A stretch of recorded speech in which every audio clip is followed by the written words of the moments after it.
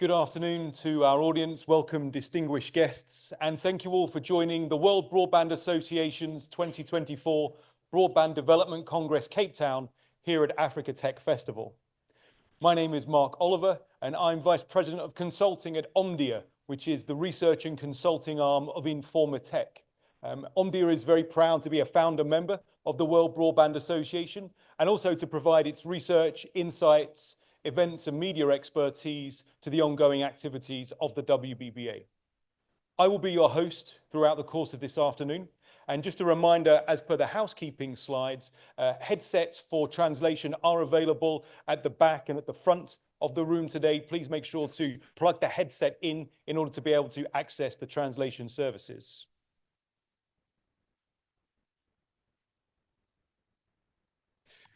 Just thinking about the current broadband connectivity context here in Africa at the moment.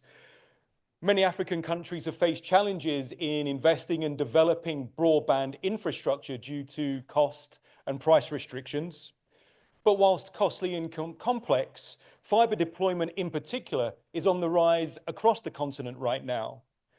In fact, according to Omdia research, fiber subscriptions grew by 22% year on year to Q2 of this year, driven by increased demand for high speed, low latency, and ultra reliable broadband services.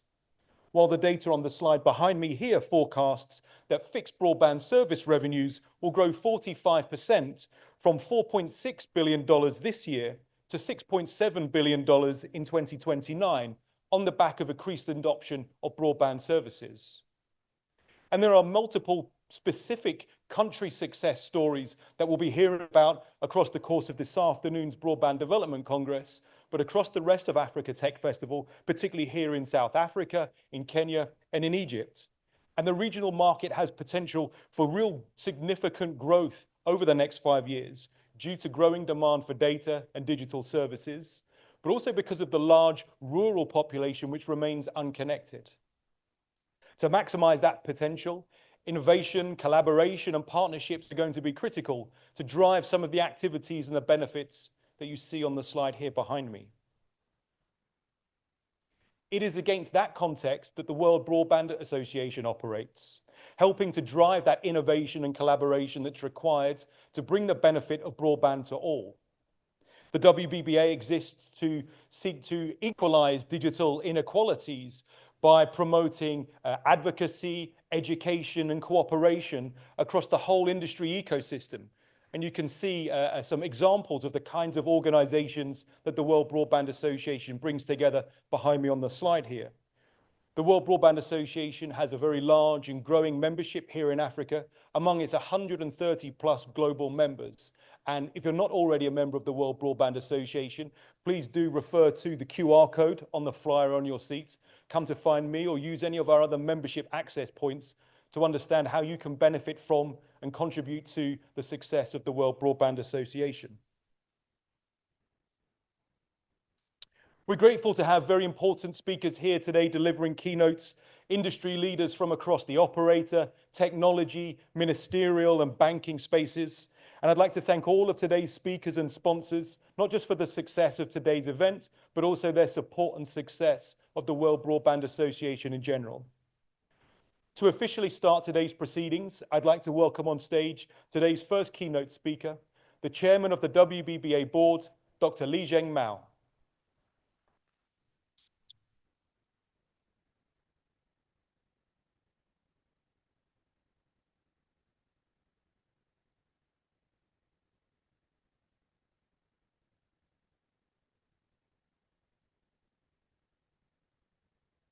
So, distinguished leaders and guests, ladies and gentlemen, good afternoon. On behalf of WBBA Board of Directors, I would like to extend our warmest welcome and sincerest gratitude to all of you for joining the WBBA Cape Town Broadband Development Congress. Today, we will discuss how cloud and broadband is reshaping Africa's digital landscape, unlocking new opportunities across the industry, and exploring ways drives the development of Africa's ICT industry. As a global organization representing the interest of cloud and broadband industry, WBB is committed to uniting the global industry chain, promote exchange and knowledge sharing, enhance technical collaboration, and driving high-quality development of the industry. The association upholds the spirit of openness, inclusiveness, and win-win cooperation, brings together to diverse range of industry players, including telecom operators, internet service providers, equipment manufacturers, and software developers and research institutions.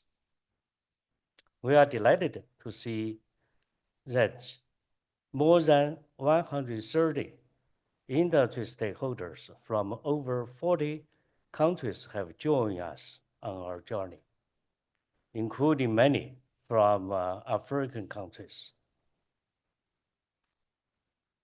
With enthusiastic dedication and active contribution of all the members of WBBA, we have established 7 working groups, including generational roadmap, network technology, environmental sustainability, and artificial intelligence. And we have published more than 15 industry white papers. At the Paris Broadband Development Congress, just concluded last month, the association released an annual flagship report, the Broadband and Cloud Development Index 2024 report.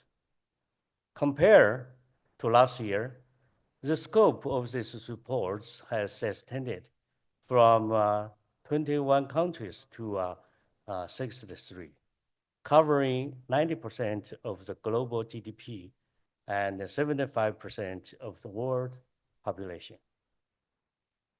Comprehensively assessing the current stage of global cloud and broadband industry development from multiple dimensions, providing important insights and references for industry's development and investment construction.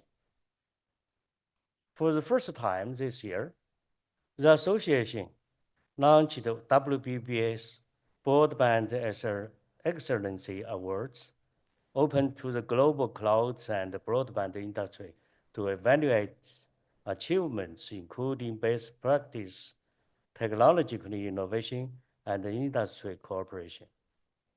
5 winning projects were selected from over 100 submissions.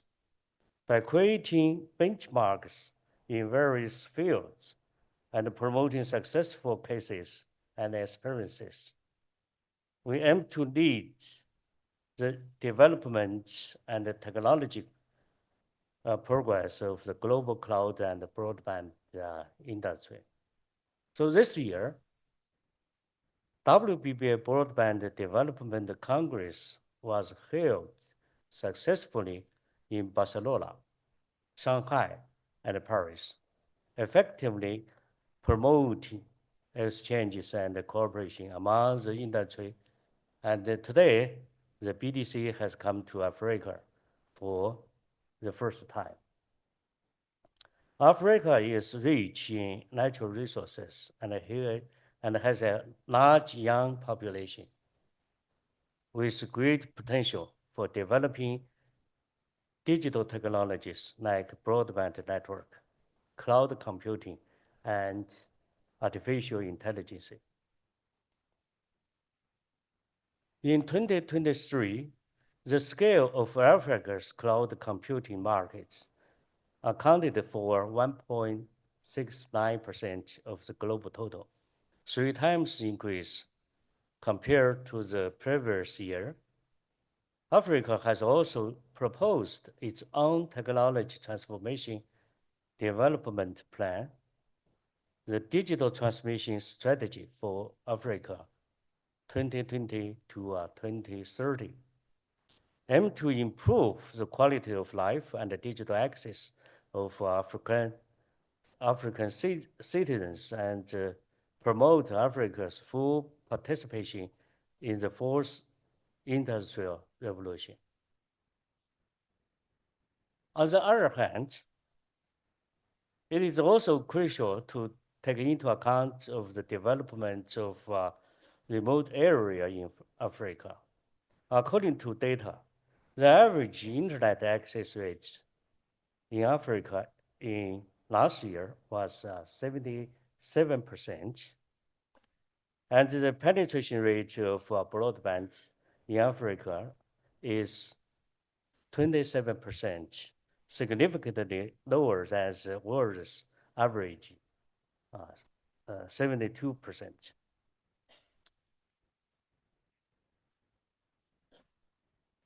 So nearly 900 million people still not connected to the internet. As you can see from the video showing previously, in China, the utilization of broadband has changed a lot, even for the very small and the remote countryside. So I think that can be an example for broadband infrastructure to increase the development of rural area, okay, which can be an example for that. So ladies and gentlemen, with the theme broadband and digital transformation in Africa, the Congress aimed to gathering global wisdom to jointly explore the opportunities and the changes facing clouds and broadband in Africa, accelerate the digital transformation, bridge the digital divide and the intelligence divide, and shape the bright digital future for Africa.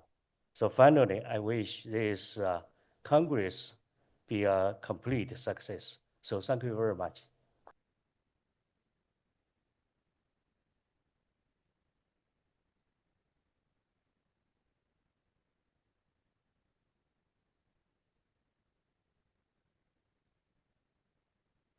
Thank you, Dr. Li Zhengmao. Dr. Li Zhengmao referenced the research that the World Broadband Association has been doing, the investment guidebooks, the strategy frameworks, the technology roadmaps. You can access all of that research using the QR code in the bottom left of the flyer on your seats. Please do engage with the research. We'd love your feedback and to hear your thoughts on what's been produced this year. It's now our privilege to welcome onto the stage Chief of Cabinet from the Ministry of Posts, Telecom and Communications and Digital Economy in the Republic of Guinea, Unfala Silla.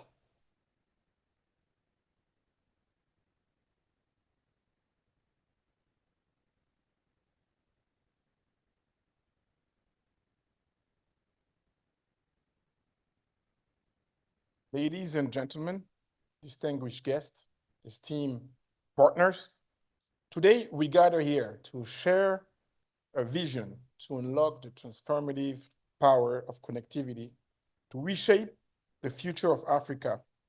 BDC Cape Town 2024 is more than just a summit. It is a crossroads where our dreams, challenges, and collective determination converge to build a truly inclusive digital future for all Africans. As Chief of Cabinet of the Ministry of Post, Telecommunication, and Digital Economy of the Republic of Guinea, and on behalf of our Minister, Honorable Rose Paula Prisemu, I extend my sincere gratitude to the World Broadband Association for this invaluable opportunity to showcase our commitment to harnessing digital technologies for economic and social progress.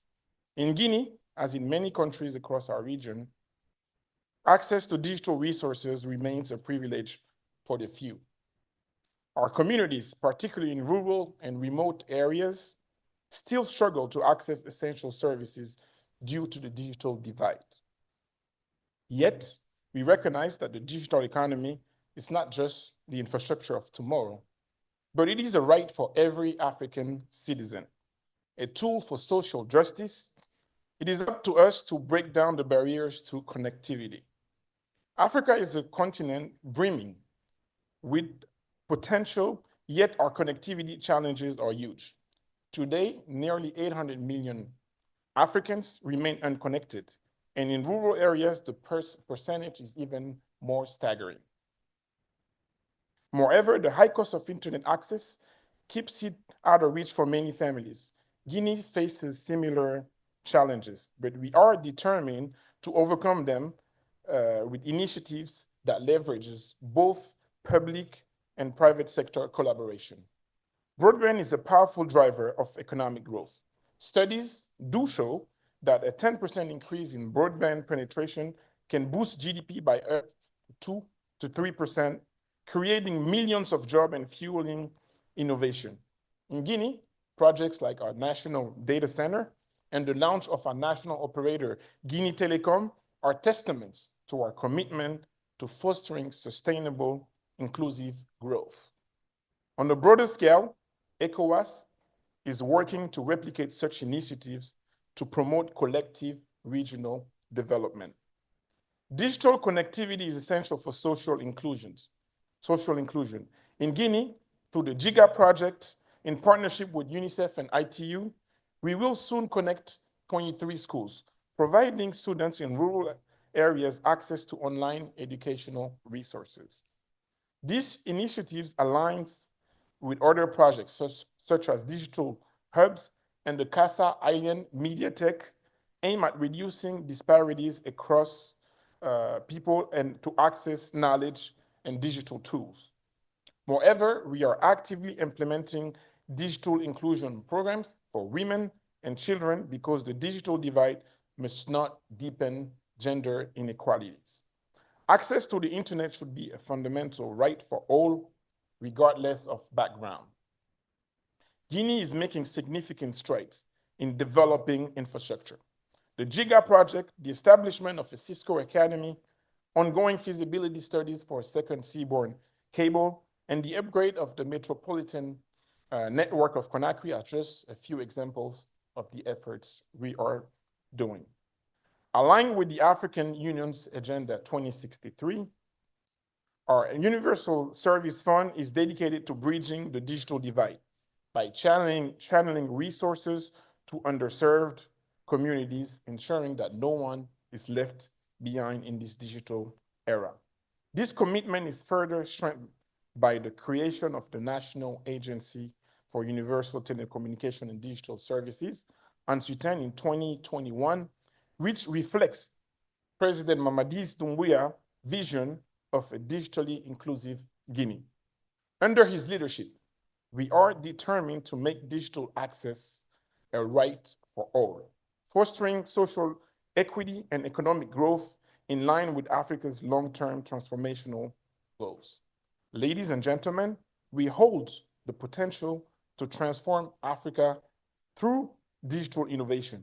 But achieving these goals, and I would like to say it, requires a shared vision and a stronger collaboration, an unwavering commitment to ensure that all our citizens are included in this new digital era. We need strong partnerships, innovative financing models, and steadfast support from our governments and international partners. Together, let us make connectivity a universal right, not a privilege. Let's commit to ensure that every African, regardless of location, has access to opportunities that the digital world provides. We hold in our hands the power to build a digital, inclusive, and prosperous Africa. Let us unite our efforts, share our resources, and work together for an Africa where every citizen, every child, every community has a place in this interconnected world. May our commitment here today mark the beginning of a lasting transformation for future generations. Thank you for your attention and your unwavering dedication to this shared cause. Thank you.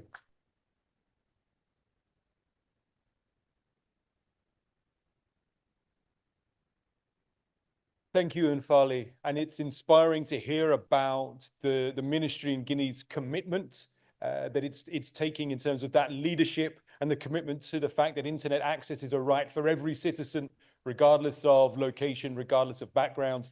And fascinating to hear about some of the innovative models, the PPP business models, for instance, that the ministry there is sponsoring in order to help achieve that right of internet access for all.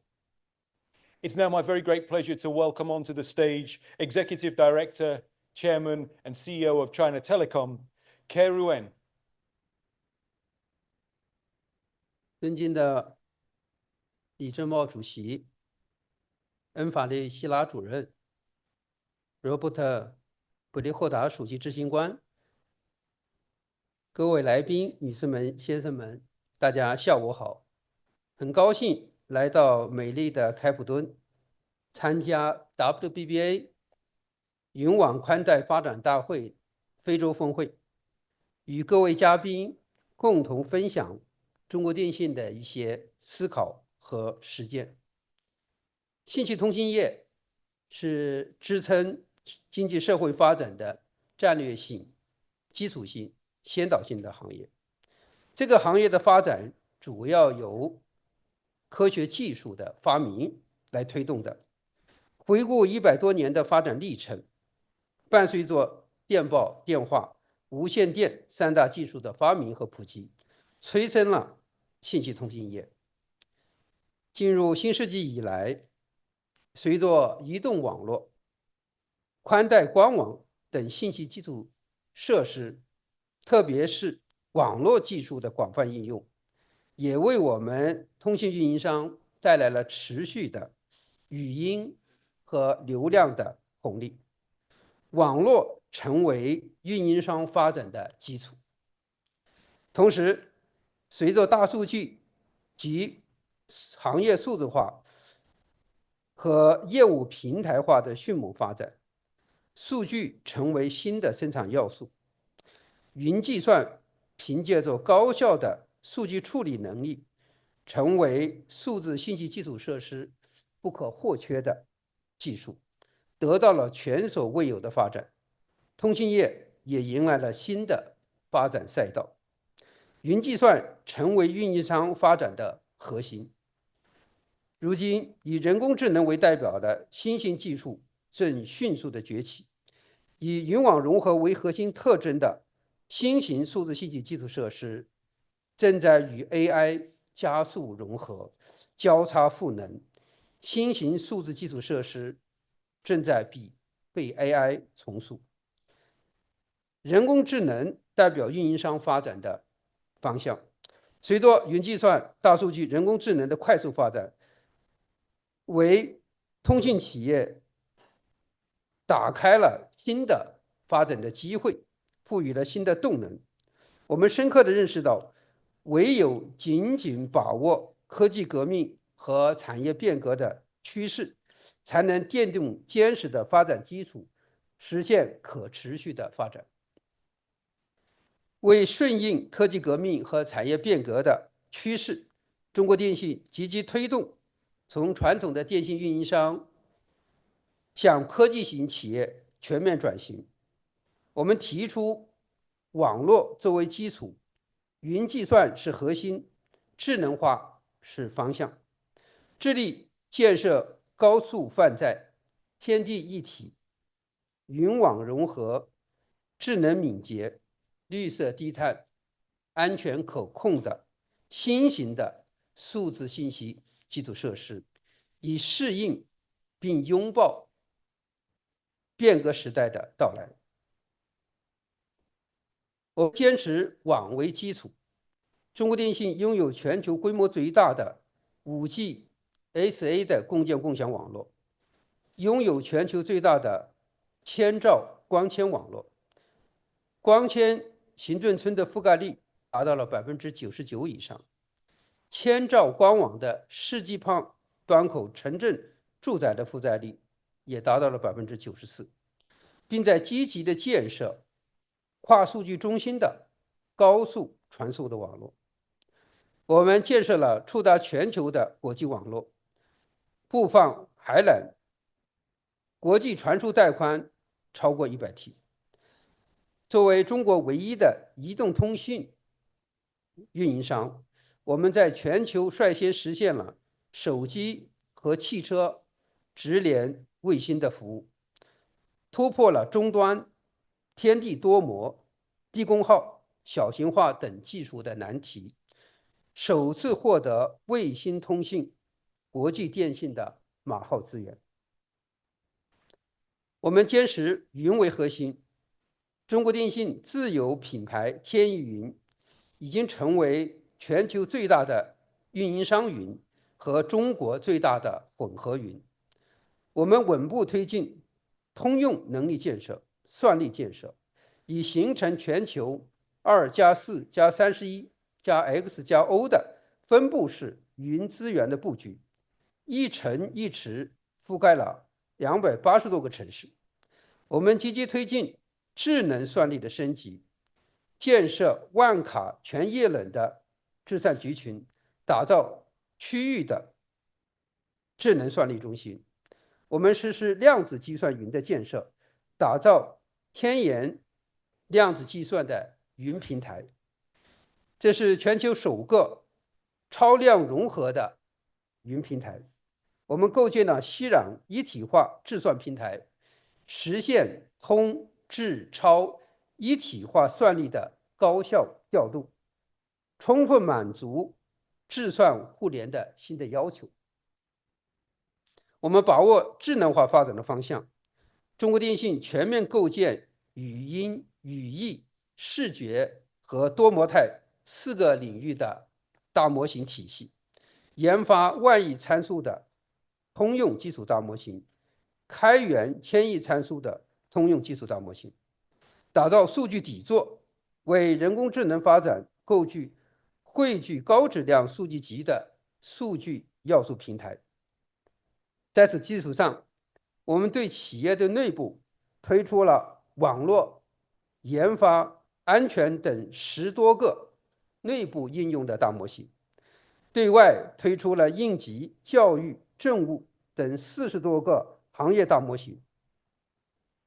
我们高度关注绿色和安全的发展，针对算力发展带来的高能耗的问题，我们与电力企业进行算力和电力的合作，建成中国首个零碳数据中心。针对数字基础设施面临的安全问题，创新量子技术与通话、云网、平台等业务的融合，打造运营商级的差异化的安全能力。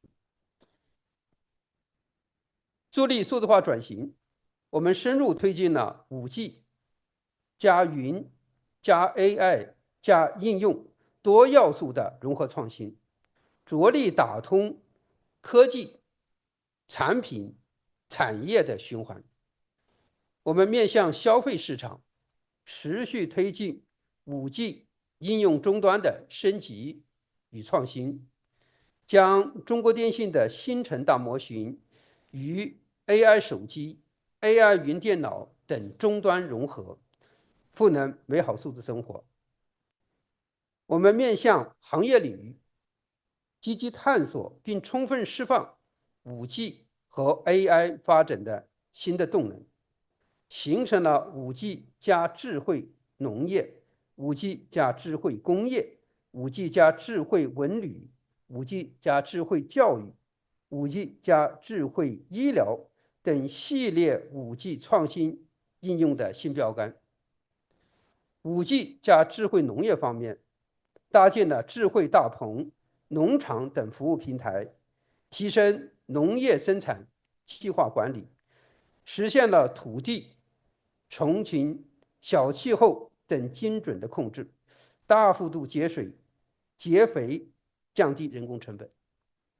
5G 加智慧工厂方面，推动产线智能改造，大幅提高智能加工、物流分拣、视觉质检等环节的生产效率。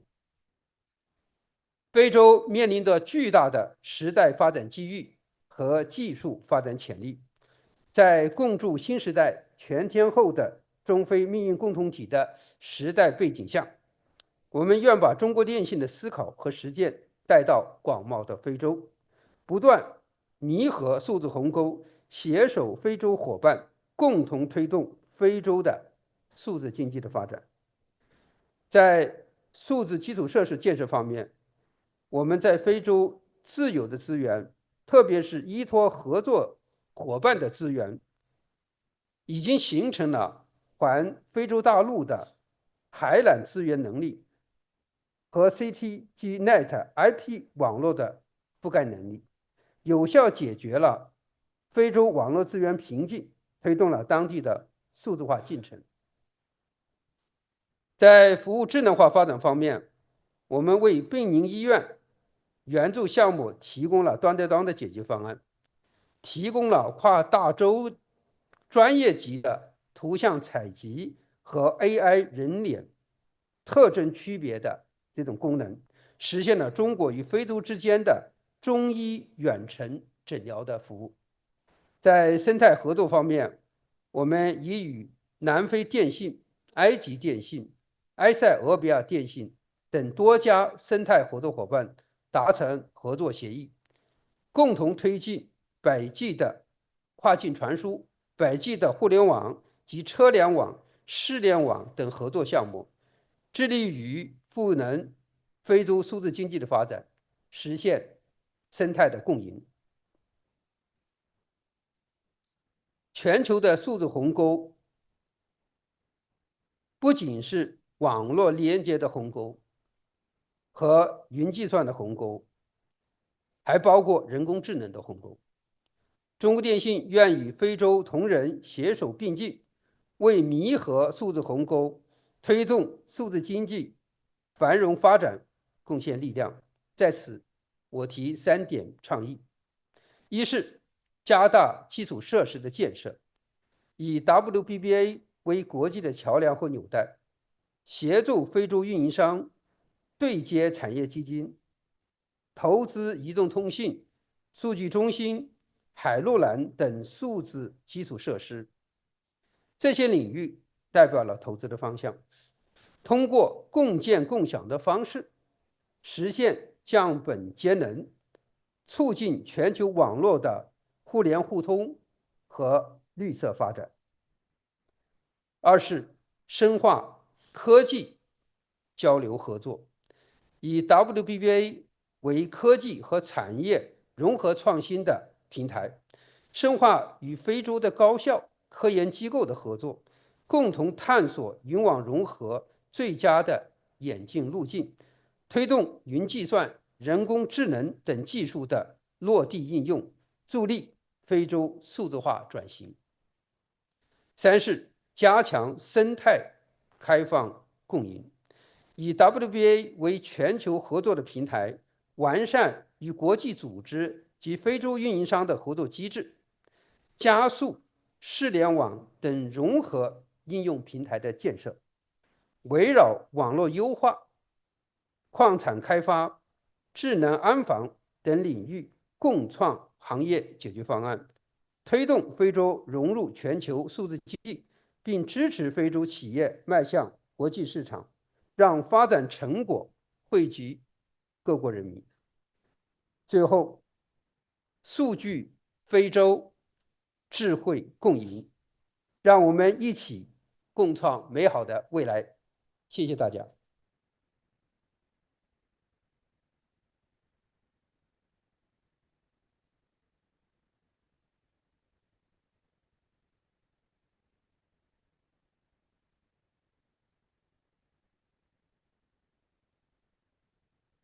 Thank you, Keiruan, for those important insights into how China Telecom is accelerating its transformation from telco to techco, but also for those proposals and suggestions as to how China Telecom, but also how the World Broadband Association can act as a bridge to bring some of that innovation, collaboration, and partnership to the operators and the community here in Africa. With more transformation, insights, and success stories, I'd now like to welcome onto the stage the Deputy CEO of Tunisia Telecom, Mr. Norbert Prihoda. Good afternoon, distinguished guests, ladies and gentlemen. It's my 4th year at this amazing event, first time at the World Broadband Association specific forum. And I need to say that every year gets just better and better. And I would like to applaud to Dr. Lee as a chairman, to Martin as a founding managing director, to all distinguished speakers and you in the hall here, and all who are joining us online and who will watch this later, as this is, I think, a defining moment in the history of Africa tech events. And I'm sincerely hoping, and I'm sure that more is to come. And for that purpose, actually, both Martin and I are wearing green ties, because green is not only the natural color, but is also color of progress, and it's opening up, right, for future. What I would like to talk to you about today, after all these inspiring speeches of Mr. Ka and the distinguished speaker from Guinea and Dr. Lee, is a little bit more specific examples that we have deployed through AI in our portfolio company, Tunisia Telecom. We are partners with Tunisian government. I represent Dubai Holding. I have been with Dubai Holding for almost 17 years in different countries, and it has been a privileged journey. But first, before I start the presentation, I just would like to say that last year at the Africa Fiber Forum, the event that was there this morning, and Martin, you spoke there as well, I delivered a vision of connectivity of educational and health institutions in Tunisia. And what I would like to report after 1 year is that we managed to connect with fiber 3,500 schools in Tunisia in 1 year, so which is a bit more than 50%, and 300 hospitals, which is basically 100% of the main hospitals in Tunisian territory. So this is something that we are proud of, but obviously it would not have been possible without support of Tunisian government and international financing partners like African Development Bank and World Bank, and our partners like Huawei and others. So let's dig in. So unlocking premium broadband and how we are using AI. Yesterday I had a chance to participate at Africa Leaders In Forum, which was organized as a side event, and we have discussed in the roundtables different topics, and one of them was AI deployment. And there was a lot of discussion about the governance, the data strategy, and overall view on the building huge cloud and data center to house all the data, etc., which I believe is truly important. What we have done in our portfolio business in Tunisia, we actually went the other way around. We started bottom up, and we said, let's try different use cases one by one in smaller scale, and if they work up, let's scale them and let's bring them up a bit. And I'll talk a bit about that in a second. Not too much about that. Tunisia is a country of about 12 million, so quite small. It's exactly on the opposite side of country. So when you have a Cape of Good Hope here as a southernmost point of African continent, in Tunisia we have the northernmost geographical point of Africa, and we have about 160,000 kilometers squared. It is quite a country with some mountains. There's a bit of desert. There is sea, obviously. So it's not so easy when you look at the relief. But obviously, there are much more waste and complicated in Africa. So that comes back to the question of digital divide. We have quite high internet population rate between mobile and fixed. It's almost 100%. But what is interesting is that on the fixed broadband, we reached 50%. And actually, when you take mobile replacement, fixed technologies is about 60%. And this is quite a good indicator. What is still a challenge for us is to make sure that we reach the households that do not have internet today, number one. And number two, that we get them the highest possible speed that makes financial sense for us and makes the operational experience for our customers. And I'll talk a bit later about that. We have about 50,000 optical fibers, 50,000 kilometers, and pretty much all the backhaul is fiberized, if you want. And 4G is pretty much everywhere. The Ministry of Telecoms has just awarded provisional licenses for 5G last week, so it's a fresh news. And Tunisia Telecom is one of the license awardees. And we look into offering not only 5G mobile broadband, but also fixed wireless access to complement with our fiber strategy. We have launched 1 gigabit service last year for our retail customers. And I think this was also a defining moment that we managed to showcase that we are able to come with high speed to satisfy the demand of B2C and B2B. Now, slide on the left, everybody knows, right? So when the COVID came, a lot of digitalization happened, and almost, let's say, 60% of the industry has been digitized. But the right chart is basically saying that while everybody was talking about that, it's still only like 40% of companies that believe they're on the right path. And more than 90%, they still believe that they are in some sort of startup exploration phase. Yes, we communicate online, we have our meetings online, but what does it mean? How we can go further? How we can utilize the technology for some specific use cases? We are looking at Tunisia at the journey of customer as our prime, let's say, focus, because that's where our revenue comes from, and that's the purpose of our existence, right? So the customers, obviously, it comes from acquisition, it goes through fault management, the activity through the channels before and after. And one of the things is obviously how can we take off the load from the shops, and how can we make the transactions in a digital way. We don't want to eliminate shops, because we still believe that there is a reason for human interaction. And there are a lot of events where we want people to talk together, right? But if we can simplify the event or the issue for the customer, that's where the app comes forward. The basic app is there. What we are working on now is actually the advancement of this app, that at the home, the customer will be able to test their fixed broadband connection. And when the fault happens, they will be able to say, is it my Wi-Fi issue? Is it a mesh issue? Is it the router issue? Or is it something at the network? And that's where the things can get fixed faster. And we don't need to send always the truck rolls, and customer doesn't need to wait for hours or 4 days to get serviced. So that's something that we also look with our premium partners to come with a premium Wi-Fi solution for home. And we believe that's a very important step. Now, this is one of the slides that everybody knows, right? But let me jump straight to the use cases. When we looked at how can we try experimenting with AI in our operations, and how to bring it to our processes, we asked basically 3 questions. Number 1, does it improve customer experience? Number 2, can we do it faster and better? And number 3, can we do it more efficient? Can we do it cheaper, right?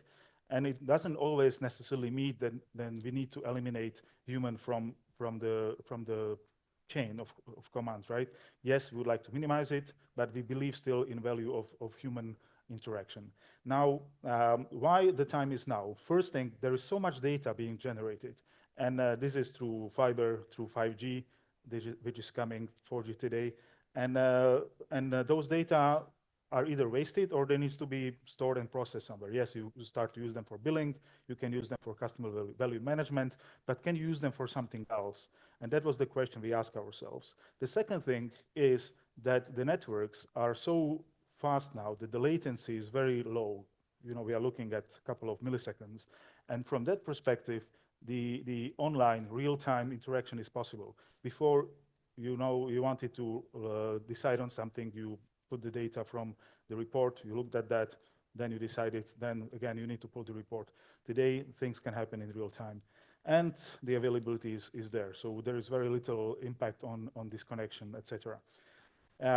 So main challenge is just look at the blue part on the right side, 800,000 households that are still not served with fixed broadband. The good news, yes, we have 1.1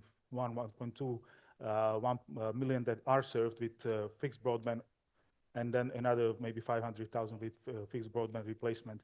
But we have the challenge of those 800,000. So we are looking at 2 things happening in parallel.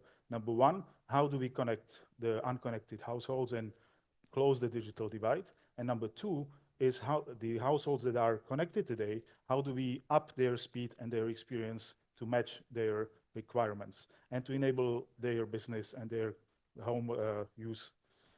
So let me go to specific use case. In the fixed broadband area, we have first looked into how do we know we put fiber in the right place? Sometimes you take a static data and you say like, yes, this is high value area, and we have maybe XDSL there, so let's upgrade it to fiber, let's put the fiber there. There are some obvious cases, fine, but a part of those. So this was our first use case for AI, and we have put in a little database, little cloud that was serving only specific case here, and we have put together data from internal resources, both from mobile and fixed network, and from outside, from the statistics office and from some economical data and from municipality data.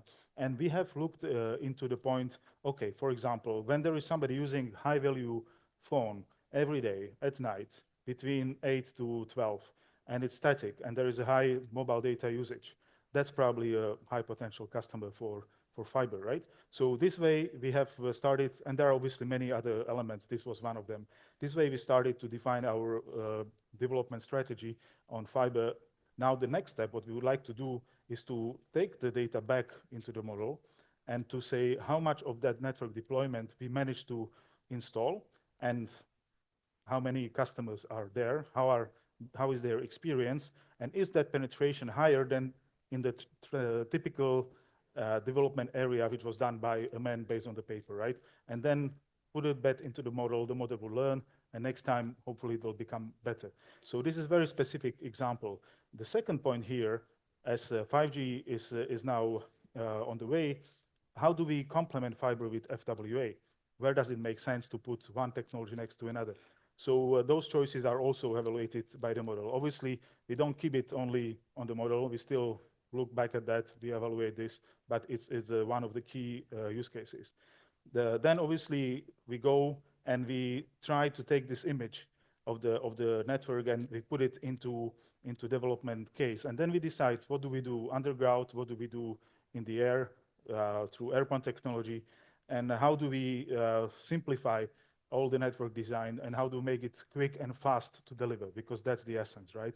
Remember the 3 questions, one of them was, can we do it faster and better?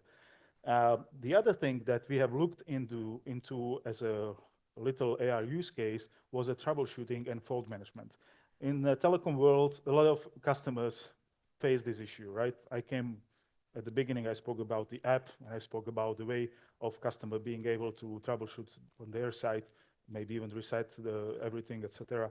But here, we are looking at the network component and a little bit more on the predictive side. So evaluate events that lead to potential crash or potential fault, and then prevent those events. It could be weather, it could be even external data like construction that is being announced by municipality, etc. And it could be previous faults in the area, and try to make preventive maintenance. So that's for us quite an important thing, and sometimes even leading to offering selected customers replacement technology for specific time if we cannot avoid that outage. So that's quite an important thing for us. Now, our ideal situation is where we are able to design all this into one database, connect those use cases together, and build a model that can be generative and that can, help us to drive the whole operation going forward. But as I said, we took it bottom up, and we are trying to experiment with the specific cases. And so far, we had some really nice and good examples. So our ultimate objective in the home fiber is to have a premium home experience and a smart home connection, where some of these AI applications we can even transfer to customer. Before I leave you, I have a couple of more cases on the mobile side, and I think they are quite interesting. They are very specific, but I think it's very important to share this together, because we can learn from other operators, and maybe there is something that we can offer as well as our learning. For example, outbound roaming. So the customer leaves the country. Once they're out, fine, right? But it could be too late. You can send them SMS, etc. What we are trying to do, we are identifying customers at the point of departure in the country, be it airport or the port, seaport. And when we have microcells, and when they move through the customs, we can identify them, okay, they are likely to go. And then that's the time where we are sending them either SMS or even more efficient USSD pop-up or the app push message. And that is something which is saying like, hell, we think that you are going to Rome. This is the best offer for you if you are going to this or this country. So we are taking this data, putting them back into the model and trying to understand, does it work? Is this customer really traveling? And are they activating the service or not? Are we doing it right, or can we do something better next time? So training a little bit of the model as well. So location, SIM card, service behavior, etc. Now, this used to be a big headache, right? So, and it will be very similar for 5G. So how do you provision the service? How do you make sure that once the coverage is there, the customers have the right SIM card, if they have a right handset, they also have a right provisioning, and they are not just being there in the 4 or 5G area and they cannot use it because the service is not provisioned correctly. So we run this, before we were running the scripts, and every day we had a report and we're looking at that. Now it's a real time, and we are really trying to collect necessary data. We are looking first based on the consumption criteria, then the SIM card, and then obviously the device. And if they have no 4G connection, if they are running on 3G, aka 5G later, and they would be running on 4G, how can we do this provisioning automatically and quickly? And then putting back the data in the model, when the customer got provisioned, did they really use the service? Did they benefit? How much data they consumed? How much revenue they generated? So this is a very specific example for provisioning.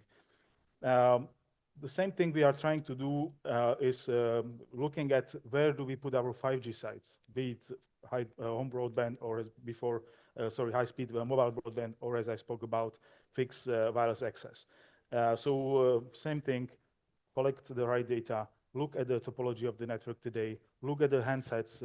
We have identified very specific users with the high-value handsets, 5G enabled, with the SIM card ready, and you know that you want to bring your sites there and have enough spectrum, enough capacity for those customers to be benefiting from the offers that you put in the market. So what is our vision is to understand the customer behavior, which is a typical marketing thing, but understand it in the real time, be able to monetize the network infrastructure, be able to decide where to put our investments, and try to minimize the faults, try to be really sure that the customer experience is top, and there is a seamless transaction, there is a seamless usage. Obviously, that we invest the money for bringing a positive business case and return to our shareholders. One last slide I would leave you with is that we would like really to come to the point where we build that. I started with the governance, I started with data strategy, I started with AI vision and a dedicated team of a couple of computer scientists. That's where we would like to go. Today, we try to approach it more from the specific use cases, and we learn, and we hope to be able to deliver some of those messages also to other members in the World Broadband Association, and we are very eager to learn from all of you to see how we can be better. And obviously, we have some other operations besides Tunisia, in Africa, like in Mauritania, in Mediterranean, like in Cyprus, in Malta, and we are trying to experiment in those countries as well. Thank you very much for your time, and I hope to see you next year. Thank you, Norbert, for taking us through that vision to strategy to use case journey that Tunisia Telecom has been on and been on very successfully. Thank you for sharing those insights with us. We do have a small tweak to the agenda, which you'll have printed in front of you. We'll be hearing from Dr. Sunil Piyaral from OpenServe after the fascinating panel discussion that we'll be seeing next on the agenda. So I'd like to invite the panelists to join me up here on stage. If we can have from the Africa Cyber Defense Forum, William John Baraza. From Gambia Telecom, Lamin Tukara. From MTN Nigeria, Adiwale Suleiman. From Standard Bank, Nina Triantis. From ZTE, Peter Hu. And my Omdia colleague to moderate the panel, Tekla Mbongwe. Yeah, thank you very much. I would like to thank the organizers of this forum. Also begin with India, China Telecom and WBBA for inviting us to come and join this discourse. The demand for high-speed internet, more so the broadband, is at an unprecedented demand.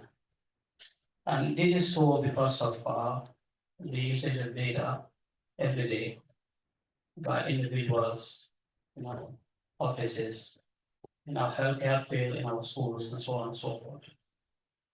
You asked a question about what is the state of broadband in my area, in the Gambia, for instance. I believe it is on a positive trend.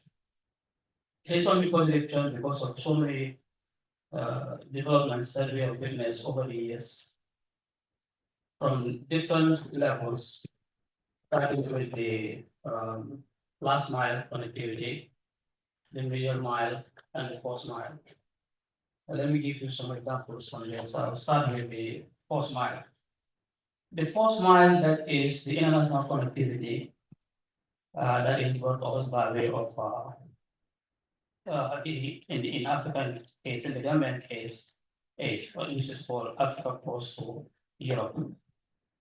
A few years ago, Gambia, particularly Gambia, the company that I work for, we were only using about 7.5 G capacity at the ACE.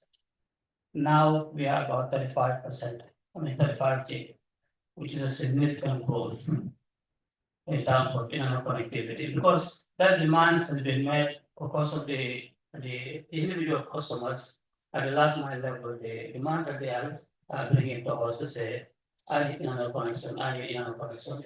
That is why we are at the level where we are now. Now, if you come to the middle mile, in the Gambia, we have two infrastructures, very important infrastructures. Broadband connectivity, which is the ECOWAS Wide Area Network and MDN. The ECOWAS is a consortium of African countries that came together to build that infrastructure. What it does is, it's laying the foundation, the backbone for the country where every operator would have the opportunity to tap into it and sell it to their last mile customers. Then you have the NBN, which is a complement to the ECOWAS. So all of these are at a stage where they've been exhausted and we need more.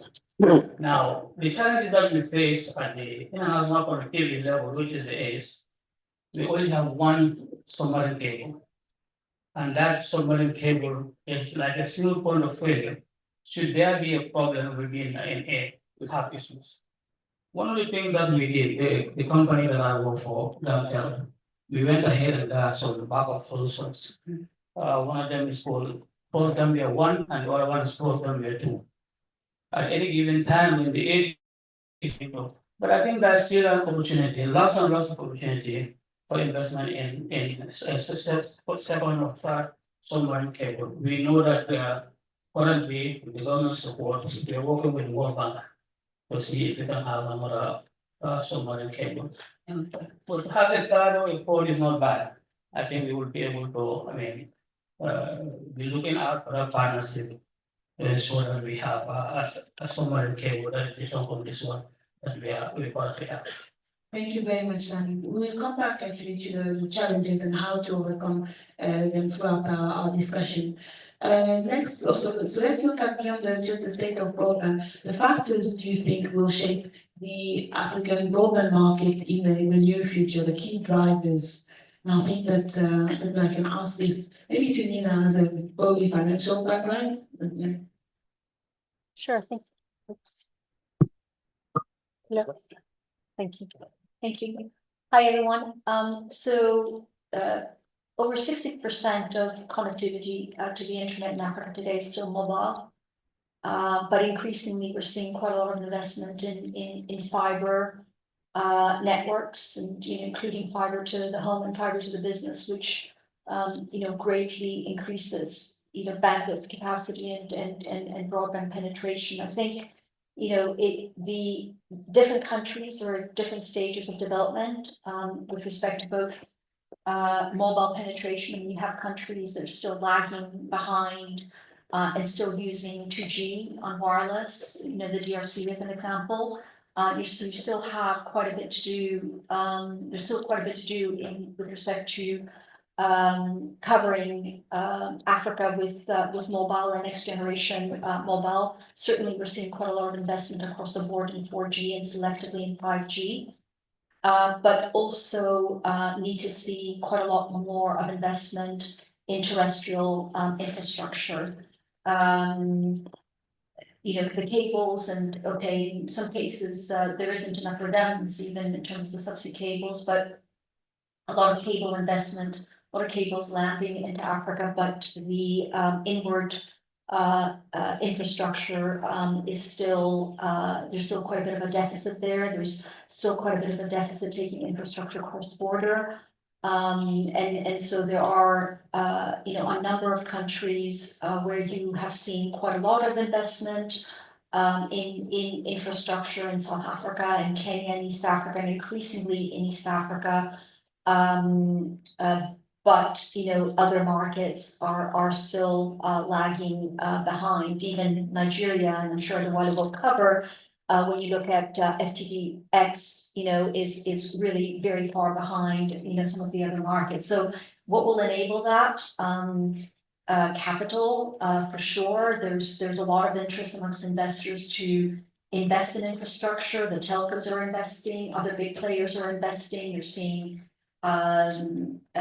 you know, infrastructure funds, you know, the development finance institutions, etc. But I think regulation also will play a role in enabling and creating an environment whereby investors will be happy to invest more and more in infrastructure. We've seen where there's been overbuild. You know, the returns are, you know, in some cases have been poor.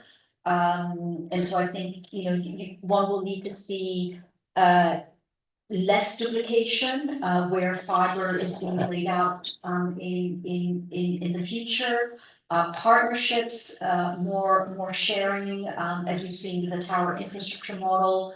And so that, you know, that will be, you know, that will help in improving investment in broadband infrastructure. And finally, handsets, you know, need quite a lot of, you know, quite a lot of Africans are still don't have, you know, even a feature phone, let alone a smartphone. So we are seeing already a fair bit of activity and a number of players that are looking to assemble in Africa and provide financing to consumers of smartphones. So, you know, more consumers can have access to broadband, but still quite a bit to be done there as well. Thank you, Nina. Those are quite a few factors we think actually will shape the African broadband market in the future. We can note, for instance, investment and also efficient regulation, affordable devices as well. And when you started talking about the consumer, we can also try to also look at the efforts, which efforts are actually put into in order to improve digital inclusion, address affordability and digital literacy issues, so that connectivity translates to meaningful usage across the continent. Let me know who can help us with that. And we're thinking of William.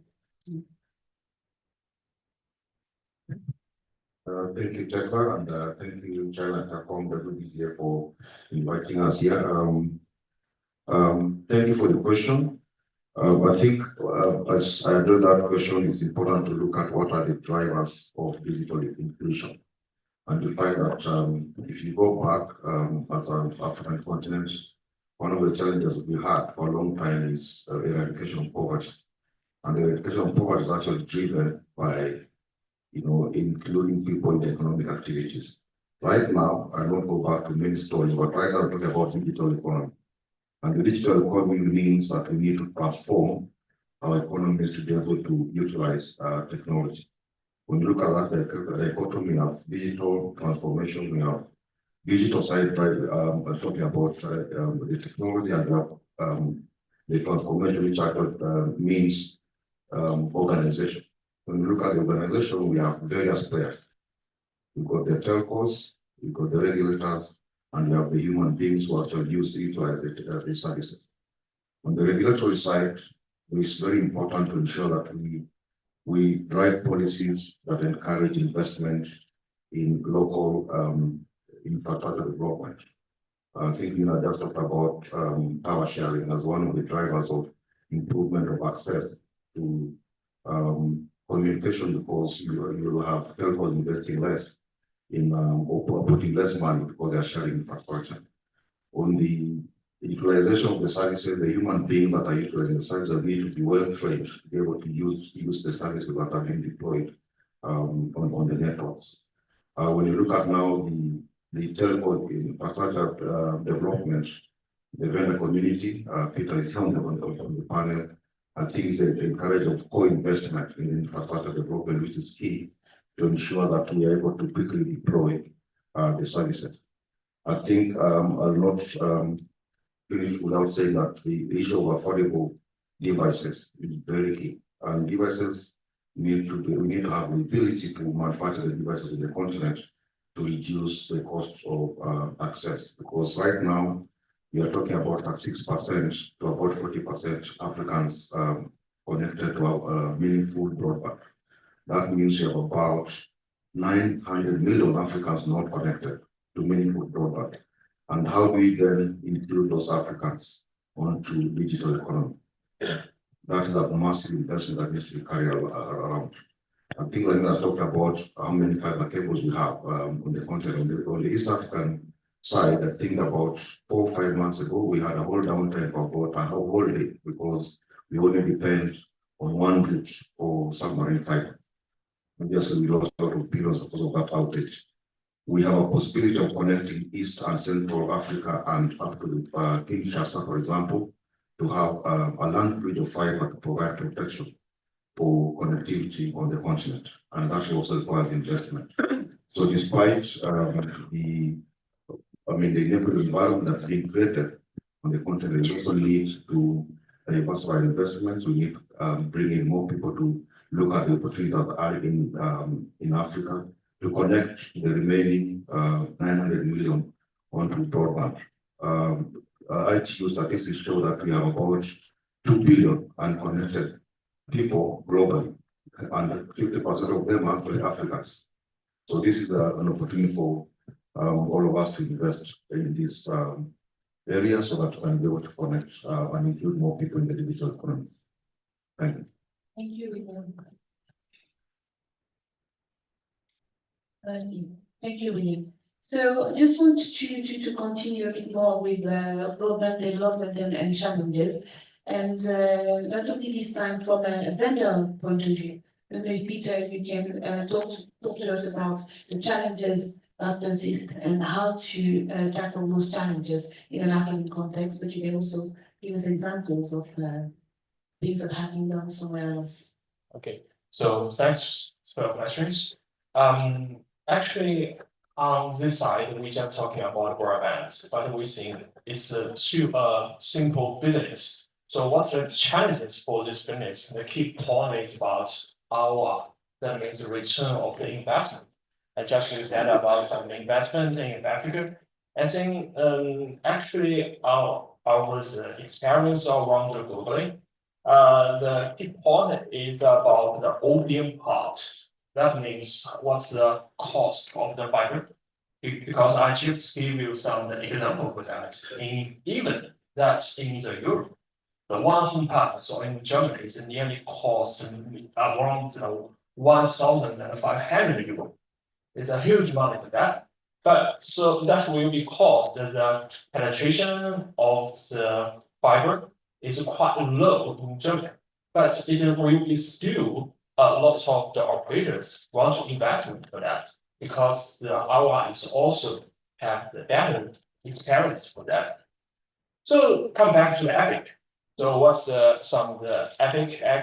We saw that even there we have some suffer from the inflation about the currency in some of the countries. But for the FTX, it's still a good business for that because on this side we don't care about inflation for the currency, and we can have some better the investment for the home pass for the OT part. So this is one, and we can see that if there are some operators will be investment in this part, it will be have the return in the 1 or 2 years. It will be have the more opportunities in the FTX part. So we think that this is my point. If we keep challenges for that, it's our. Thanks. Thank you, Peter. We can have as well some view from an operator point of view, thinking of Adewale from MTN Nigeria, in terms of challenges. What are some innovative approaches that you think have been successful in overcoming challenges to connectivity in Africa? Thank you, and thank you for having me. I must first of all appreciate the WBBA for pulling this together on a more serious note, because if you look at the mission of the organization, is about driving the equality of broadband across the globe, and then taking the benefit of both social and economic opportunity that comes with that. Having said that, it's very imperative to understand what are the major things that causes those challenges. First and foremost, before you even have those opportunities to interconnect, there must be infrastructure in place. You must have the right regulatory framework and policy, okay, that drive connectivity. But when those things are not there, it becomes huge challenge. Now, in this forum, when we're talking, I listened to Nina talking about financial, investment in that space. Now, if I have to categorize the challenges that comes in the space of, connectivity, deep deficit of infrastructure. In Nigeria, we have huge population of over 240 million people, right? Now, if you look at the opportunity to connect those people, I listened to the China Telecom. He was saying about over 90%, 99% of, the entire population have been covered. In Nigeria, of 240 million, we have effective broadband penetration of less than 50%. Okay, and we have over concentration of connectivity at urban center. Peter was talking about the average cost of right, and every investor, the operator is a representative of the investor. I need to return, back to my shareholders. Now, every investor looking at return on their investment. Now, if the cost of providing that service is so huge, right, the operator is looking at where they can get return to the shareholders. And hence, we have overbuilt in terms of fiber in the urban centers, whereby leaving the underdeveloped and underserved people with huge division. Now, what have we done in terms of managing those challenges? We're fortunate that the government has come up with a policy in Nigeria saying that we must declare the asset of delivering service as national critical asset. Okay, the policy came up just being gazetted that anybody that's found to be, maybe you are causing some vandalization of infrastructure, be it base station, fiber infrastructure, whatever it may be, that have to do with telecommunication or broadband provisioning, is now declared as critical national infrastructure. So that protects that asset. And going forward, this is from policy perspective and regulatory perspective. It becomes a backbone of preventing unwanted outages, okay, onto that, either you call it middleware or backbone infrastructure. Now, if you take it further from there and ask the operator, what has worked in Nigeria is in my own environment, we've done certain things that we call them, active, proactive monitoring of those infrastructure. Now, if you look at the base station today, the barrier to entry has been lowered by FiberCo in terms of sharing those infrastructure. However, what have we done? Because we are the one that manage the customers. The fiber company are looking after, okay, their uptime. And the uptime innovative activity they brought in the rural area, they're able to leverage on solar panels, alternative energy, to be able to keep those base stations up. However, at city center, because of the deficit of infrastructure, in Nigeria, over 70% of those base stations are running on diesel-powered, engine. And imagine, because the national grid is not pervasive everywhere, so most of the telecom infrastructure are running off a diesel-powered generator system. Now, you need to keep the diesel up, you need to keep the site running. How do you ensure that you don't have an outage? One of the things we've done is to monitor, leveraging on AI and the connectivity, to monitor diesel level of those generator tanks so that you can refill ahead of outage. Now, even the active components of the telecommunication infrastructure, what are we doing? We are doing proactive monitoring so that before the problem occurs, you have to deploy your engineer to be on site on time when you notice those alarms, as against limiting the outages so that people can benefit from the opportunity of the connectivity. Now, beyond that, because most of this infrastructure, okay, are coming to, you have huge data center infrastructure because of the AI that is outblowing a lot of humongous data that is passing across those fiber and the microwave link. Now, we now have to build a redundant fiber, okay? One location might have, like, we call it 3 degrees. Multiple fiber for different route such that you can ensure uptime all the time. So minimizing those capacity, minimizing the outages to those centers, improve service availability so that we can mitigate those challenges facing the connectivity. So I can go on and on, but in particularity to Nigeria scenario, we have to, I give credit to the policy and regulatory framework that has enhanced the claim of, we call it CNI. Beyond that, availability of the spectrum, okay? Unfortunately, we have a multi-tier government in places like Nigeria. I was listening to the chief of staff of the Minister of Post and Telecommunication in the Republic of Guinea earlier. The national government is coming on with policies and processes and regulations. But when it comes to sub-regional level, you have a scenario in Nigeria that the minister, honorable minister has come up with a policy to say you can't charge above X amount of money for right-of-way, okay? But you have the sub-regional government that is seeing charges of right-of-way as an opportunity of internal generated revenue. That they are charging premium to allow the operator to come in and dig, right? That is increasing, the barrier to having broadband penetration in those sub-regional area. Even though at the federal level, there is this promulgation that's a plan to say, okay, allow them to, to dig, don't charge above this level, but you have small counties, communities that see the telecommunication as an opportunity for them to make money, all right? And they increase the barrier. So in some cases, we've gone to partner, you now have multiple layer of engagement. Federal government had made a law, but the sub-regional team are saying, no, this is our terrain. So the challenges is engaging at multi-layers, okay?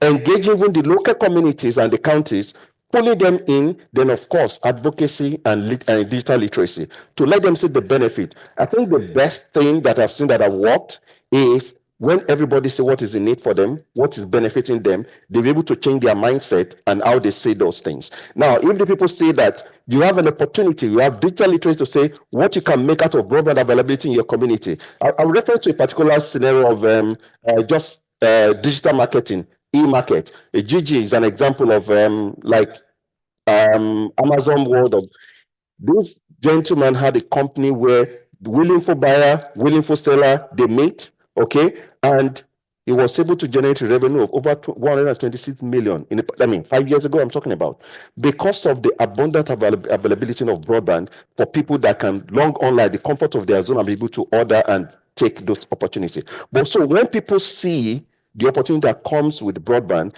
they'll be able to, reduce the barrier to causing problems or vandalizing the infrastructure. So there's a lot of advocacy and awareness that needs to be in place across all board, both industry and adjacent industry.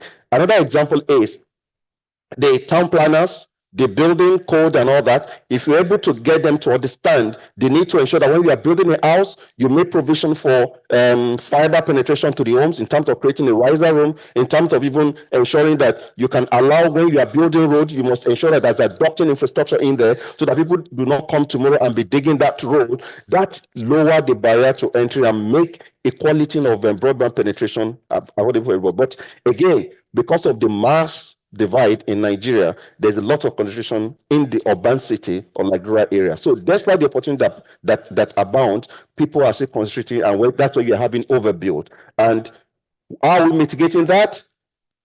Coming up with infrastructure sharing, open access. All right. Ensuring that, for example, there's MTN, there's Airtel, there's other providers. If we already have an existing infrastructure of fiber route in certain area, if you want to use, we allow you to pass through, but of course, at a cost, right? So if you are building, we don't need to go and repair that building if you're able to have a sharing opportunity. So open access. So to reduce those barriers, and these are some of the things that we've been doing to make, I'm sorry, I'm taking much of the time. I hope that I've made a lot of points here. Thank you. insight from the operators as well. Let's move to financing, because it's true actually that we briefly with Nina talked about challenges linked to financing. If you can probably, Nina, tell us what you think should an investor consider when financing broadband projects in Africa, because very often actually people think that it's expensive, return on investment, how easy or how quick will it be, and considering all those challenges? Yeah, I mean, you can't get away from certain macro challenges, which, you know, or political or regulatory, which very often drive or impede investor interest. And I think when international investors look at Africa, even though the digital infrastructure space is a highly sought after space, quite a number look at Africa not offering attractive risk-adjusted returns as compared to other regions. And that, you know, that takes into account, you know, FX volatility, like I said, the general macro environment, etc. However, there is a lot of opportunity, as already has been discussed here. You know, first mover advantage is something that investors would like, where there's opportunity and there's opportunity to invest into digital infrastructure. The competitive environment. So again, you know, we've talked about you know, not having duplication, overbuild, having sharing, etc. So those are you know, those are factors that would aid investment. One also has to see opportunity in potentially consolidating, you know, networks, consolidating companies that, you know, some companies operate in some regions and or other regions, and creating, you know, bigger companies that can then benefit from interest from, you know, from different investors. And we've seen in South Africa, you know, you know, the decision by the, you know, tribunal, right? It doesn't help. And so, you know, so those are some of the, you know, so those are some of the factors. A lot of international investors obviously will say, well, you know, dollar revenues, which are, you know, often not easy to combine, are needed for them to, you know, to enter the continent and to invest on the continent. Thank you, Nina. Nami, do you have anything to add on to this? Or in terms of investment, how do you think you can attract a stakeholder to invest in your markets in Africa? Right. Thank you very much for the question. I think it's very important. Africa as a whole, the landscape is too huge, too large. This with the issue of having many places in remote areas makes it quite impossible or quite challenging, we use the word challenging, for investors to come in and invest in the landscape in terms of the broadband connectivity. The other issue there is these investors would have to see what is in there for them, because when somebody is coming with a huge sum of money, our business is not cheap. It's a capital intensive business. So when they come in, they have to see what is in there for them, and also what societal impact the investment that they are going to bring, the product that they are going to come up with, what does that help with the communities? I think these are key issues that they will have to look into to make sure that they can. But I want to just, throw in this a little bit here. You know, I spoke about the three different layers. This first mile, second mile, in terms of broadband wireless deployment. And when you get to the last mile, this is where most of the work is done. This is where you get access to the access layer and the end users. There's a lot of work there, and for us in the Gambia, we're putting a lot of effort in it. The entire country, Gambia, if you look at our broadband penetration, it's about 23%. You know, on the other hand, mobile is about, you would believe it, was about 100 to 150, because a country of about 3 million people, you have about 3 or 4 operators each of them trying to get customers. And imagine that. So that's why we have got out. With the broadband, especially the fiber connectivity across the country, it is very little. So actually, this is why we are open up to the idea. Recently, I just started to roll out some proposals to see if I can we can have investors to come in to work with us on that last mile. I spoke about two very important infrastructures that were rolled out across the country: the ECO1's wide area network, and National Broadband Network. All of these together, it's only about 1,300 kilometers that they cover. Imagine in a country that's about 10,000 square kilometers. So there are a lot of opportunities in there. I just thought maybe to throw this in there. But again, back to the question, the so we'll have to see what do I have in this before I put the money in there. Thank you. Thank you, David. So, unfortunately, we are running out of time, and I will have to close the discussion here. But actually, it was quite insightful. We had a lot to say about what can be done best in order to improve penetration and development of broadband. There's still a lot to do. But I think this lower penetration rate is actually part of its strength and most of its potentials. In terms of recommendation, you heard that we need innovation in terms of partnerships, in terms of the way to finance broadband projects. For instance, we also need a lot of efficient or more efficient governmental regulation involvement in order to improve penetration rate, notably, for instance, imposing pre-development of fiber in new construction or making actually fiber-ready buildings, for instance. Thank you very much for your attention, and I want you to give a round of applause for our panelists. Thank you very much.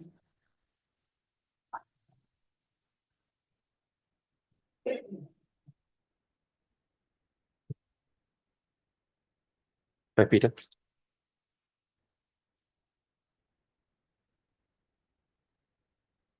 Thank you. Very good. That's fantastic.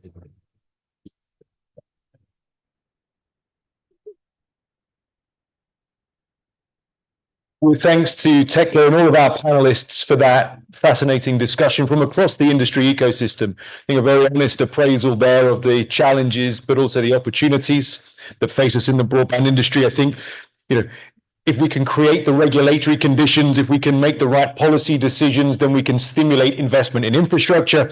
And if we ally that with the manufacture and the availability of affordable devices which provide access to meaningful, effective services, then we can drive the digital economy using fixed broadbands. I'm delighted now to welcome onto stage WBBA board member and network architecture executive from OpenServe, Dr. Sunil Piyal.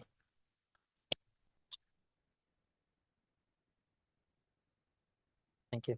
Thank you, Mark. Thank you very much for that, Mark, and good afternoon to everyone. I think the swap in the agenda worked in my favor because that interesting panel discussion provided such a good foundation for what I'm going to talk about today. It's such an honor to be able to interact with you at the World Broadband Association's Business Broadband Development Congress, which is one of the first in Africa. And thank you to Martin and the team for putting this together. And for those that flew into the country, you'll find that Africa has such an amazing culture and such an amazing vibrance to it. So, sorry, I forgot my clicker here.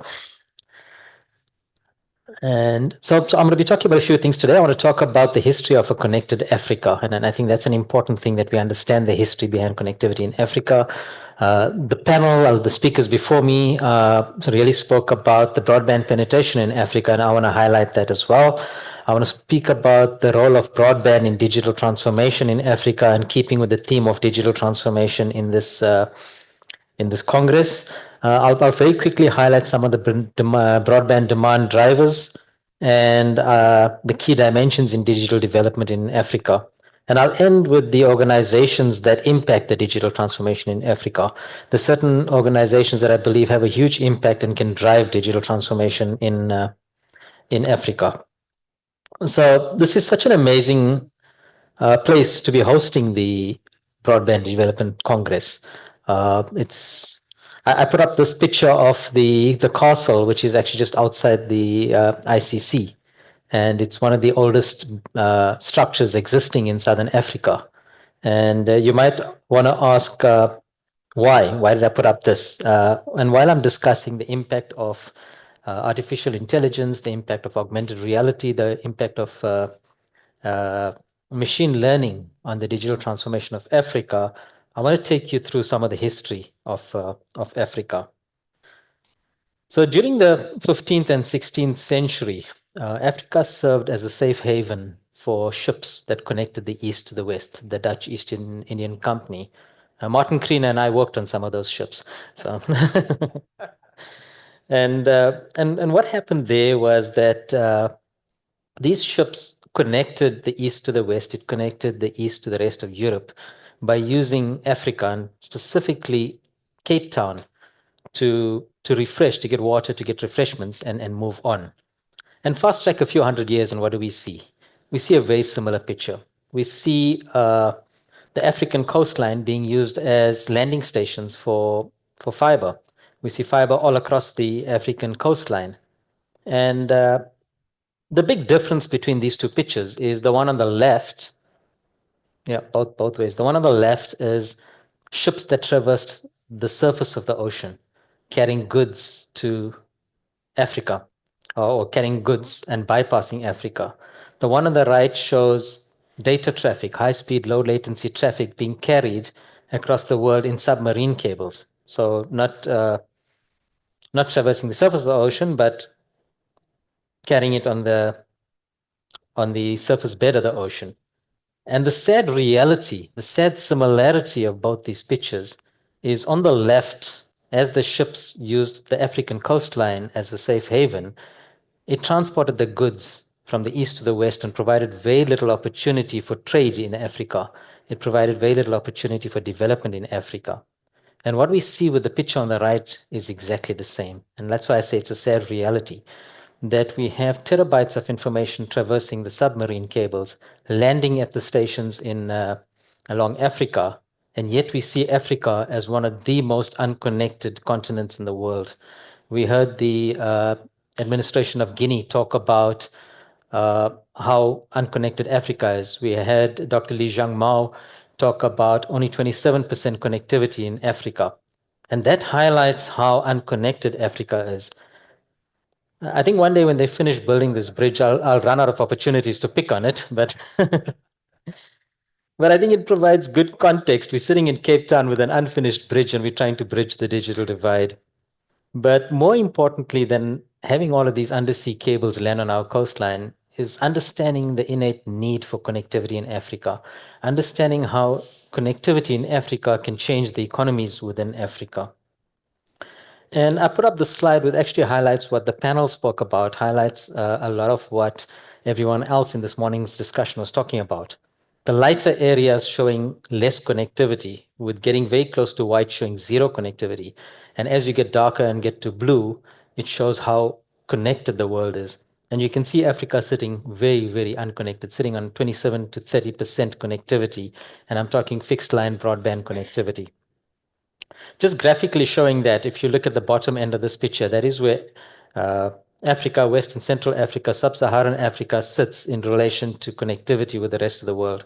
And although this is a data from the World Bank in 2019, a few years later, we still see that huge disconnect between emerging economies and the developed economies. But it's all not dark and gloom. You know, what we see here is the compounded annual growth rate of internet bandwidth in the world. And if you look at Africa, Africa's leading that. It's the highest connectivity growth across all regions. And like the panel was discussing now, is there financing models? Is there opportunities to finance? Is there opportunities to attract investment in Africa? Here's an opportunity of why you should invest in Africa. The highest growth rates per region sitting in Africa. A few quick drivers. What drives broadband in Africa? Number one is consumers. The demand for high-speed, low-latency connectivity, for safer connectivity, and for services across all digital platforms, including payments. The citizens demanding government services e-services, e-health services, and pushing government to go electronic in all their services. New entrepreneurs, something that this continent really needs is entrepreneurship and getting small, medium, and micro enterprise connected. I want to skip this because I actually want to speak to this last bit quite a bit. You know, OpenServe was one of the founding members of the World Broadband Association. And a few years ago, I think the first meeting, Martin, was about 500 people sitting on a telecon saying, what do we do? How do we get the unconnected connected? And to see that the World Broadband Association is now hosting a broadband development congress in Africa, that shows that their interest in getting the unconnected connected. The SATA, or the Southern African Telecommunications Association, is also a body in Africa driving connectivity. They have a conference every year, generally around April, and it's hosted in different countries in Africa, and they're also playing a pivotal role in getting the continent connected. The African Union's 10-year strategy that started in 2020, the 2020 to 2030 digital transformation strategy by the African Union, is also pivotal in getting the connected, unconnected, and getting digital transformation in Africa. Regulatory and government bodies, if there's fiber network operators in the room, they would know how difficult it is to get wayleaves, how difficult it is to trench, how difficult it is to get through municipalities and provide fiber reticulation. And I think they also play a very pivotal role in getting the fiber out into the countries in Africa. Last and not least is network infrastructure providers. You know, the role that they play when it comes to attracting investment, the investment that they make, the capital investment in getting out fiber to the countries. I mean, we're sitting in South Africa with about 50% connectivity, but as you go deeper into Africa and get into the inland, you see we're starting to reduce to about 20 to 30% connectivity. And that is my short brief on the history of connectivity in Africa. Thank you very much. Thank you, Sunil, for the fascinating historical context, but also those important insights into the drivers of broadband demand locally. And I do wonder at what point pictures of the unfinished bridge are going to start being used for promoting tourism to Cape Town. I'd now like to welcome to the stage the CEO of Yangtze Optica Africa, Peter Vilhoen.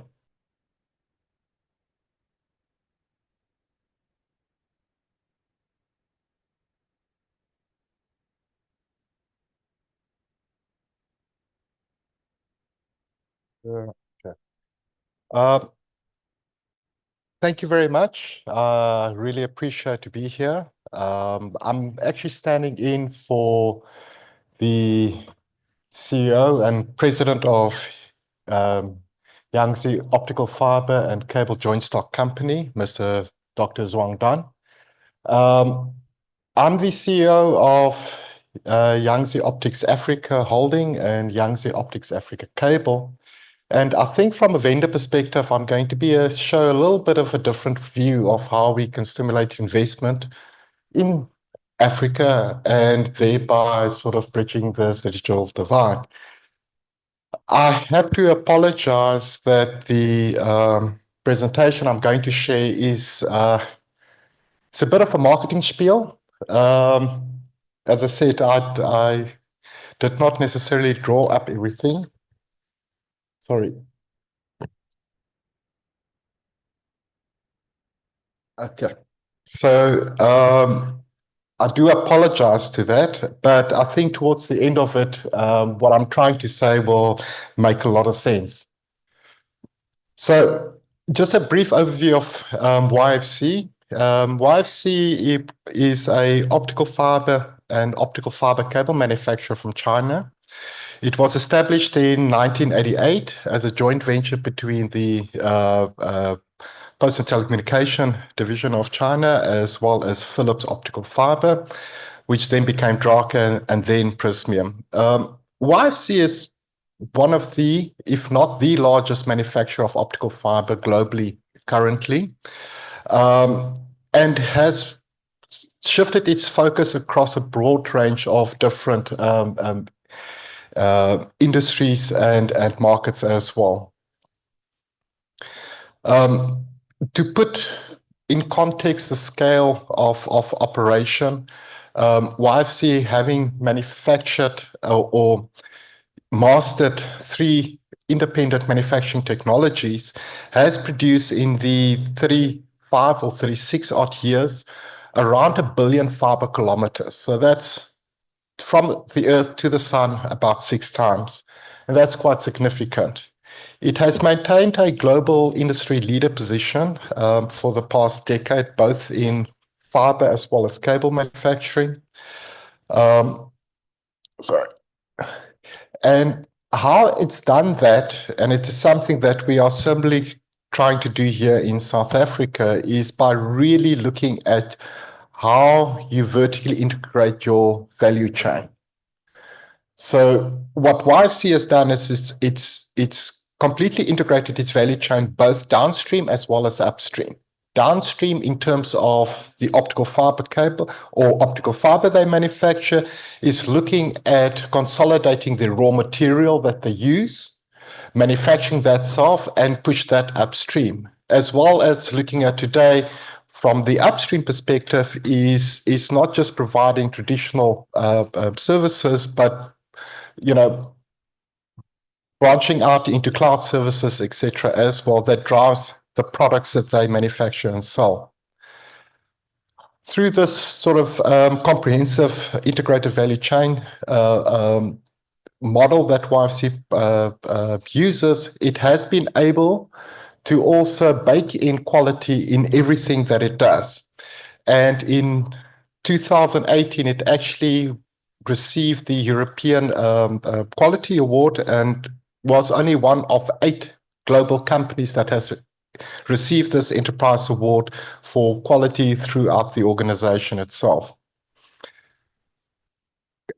Just quickly want to touch upon a couple of innovations brought forward that, not necessarily will bridge the digital divide that we see, but that does add value and does promote and grow our broadband spaces.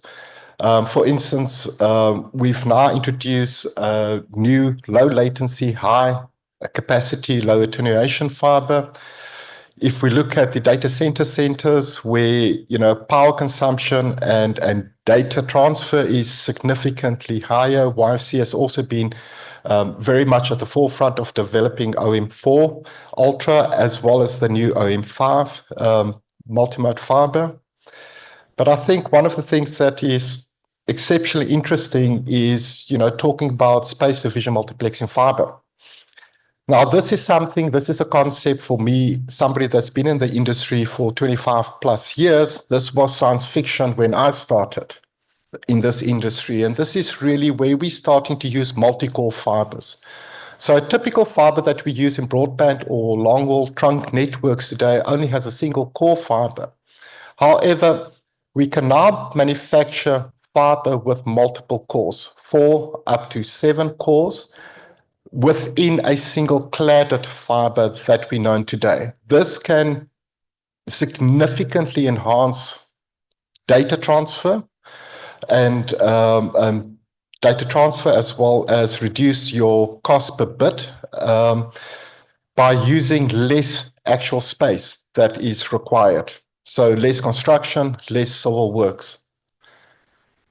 Coupled to all of that, obviously, this is a wide range of cable products, from submarine cable that connect continents to customer user interface experience cable, like, for instance, 8K HDMI cable. Going to skip around this. From a global footprint, and this is really, I think, from a vendor perspective where things becomes very interesting. YFC's got a very diverse global footprint, but not just in sales and trade, as well as manufacturing. So in Africa, the journey in Africa actually started around about 2014 with going into 2015, where the People's Republic of China started the initiative of the Road and Belt that has reestablished the Silk Route, and looking at Africa and developing businesses in Africa was very high on that list as well. So if we look at from a broadband perspective, YFC is in cooperation and partnership with a number of African telecom operators across the continent, but more specifically in Southern Africa, in South Africa in 2016, YFC made a significant investment. It was the first investment in a manufacturing operation outside of mainland China that YFC made in cable manufacturing. So what we've created is a completely highly localized optical fiber cable manufacturing facility down in Durban. That was established in 2016. And since then, it's served both the South African, Southern Africa, and Sub-Saharan African markets. Since 2017, we have delivered about 6 million fiber kilometers of optical fiber in about 150,000 fiber kilometers of cable. And again, that's across Southern Africa, Sub-Saharan Africa, right up to the DRC. The investment was significant. In actual fact, we've made a second investment now in 2024 that will come online in 2025. But we have touched approximately 120 million people in Sub-Saharan Africa through products that we've manufactured. But over and above that is, if we look at the investment that we've done in people and upskilling of people, we have created both on a plant level, upskilling, but also within our industry. We are working with the fiber network owners. We are working with the installers. We have been instrumental in helping the provision of optical fiber cable networks in low living standard areas where the return on investment is significantly tougher.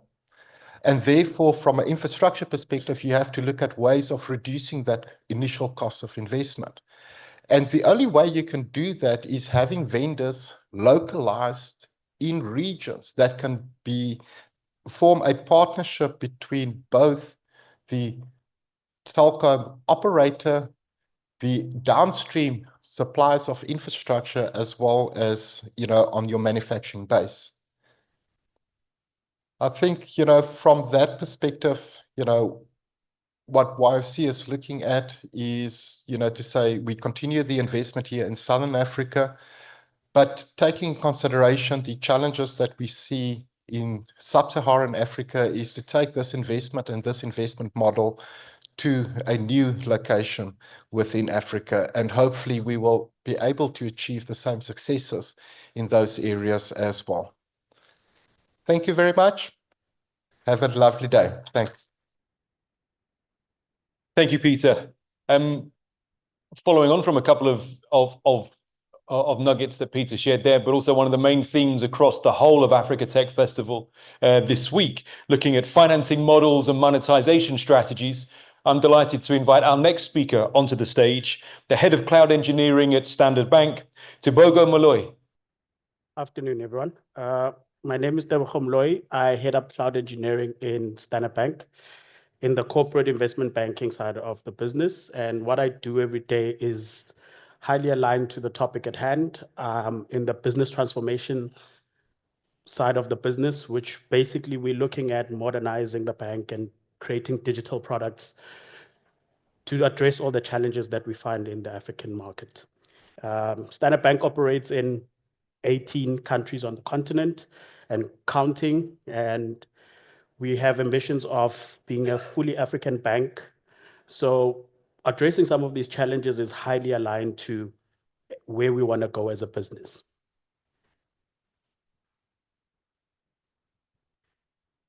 So I think everyone is fully aware that 50% of the African population is still offline, as the map presents. But I think there's a bigger story to this, which follows this, that research shows that if we increase penetration of broadband by 10%, that would lead to a like 1.5 GDP increase in the continent, and that leads to about 2.5, 2.8 in low developed countries.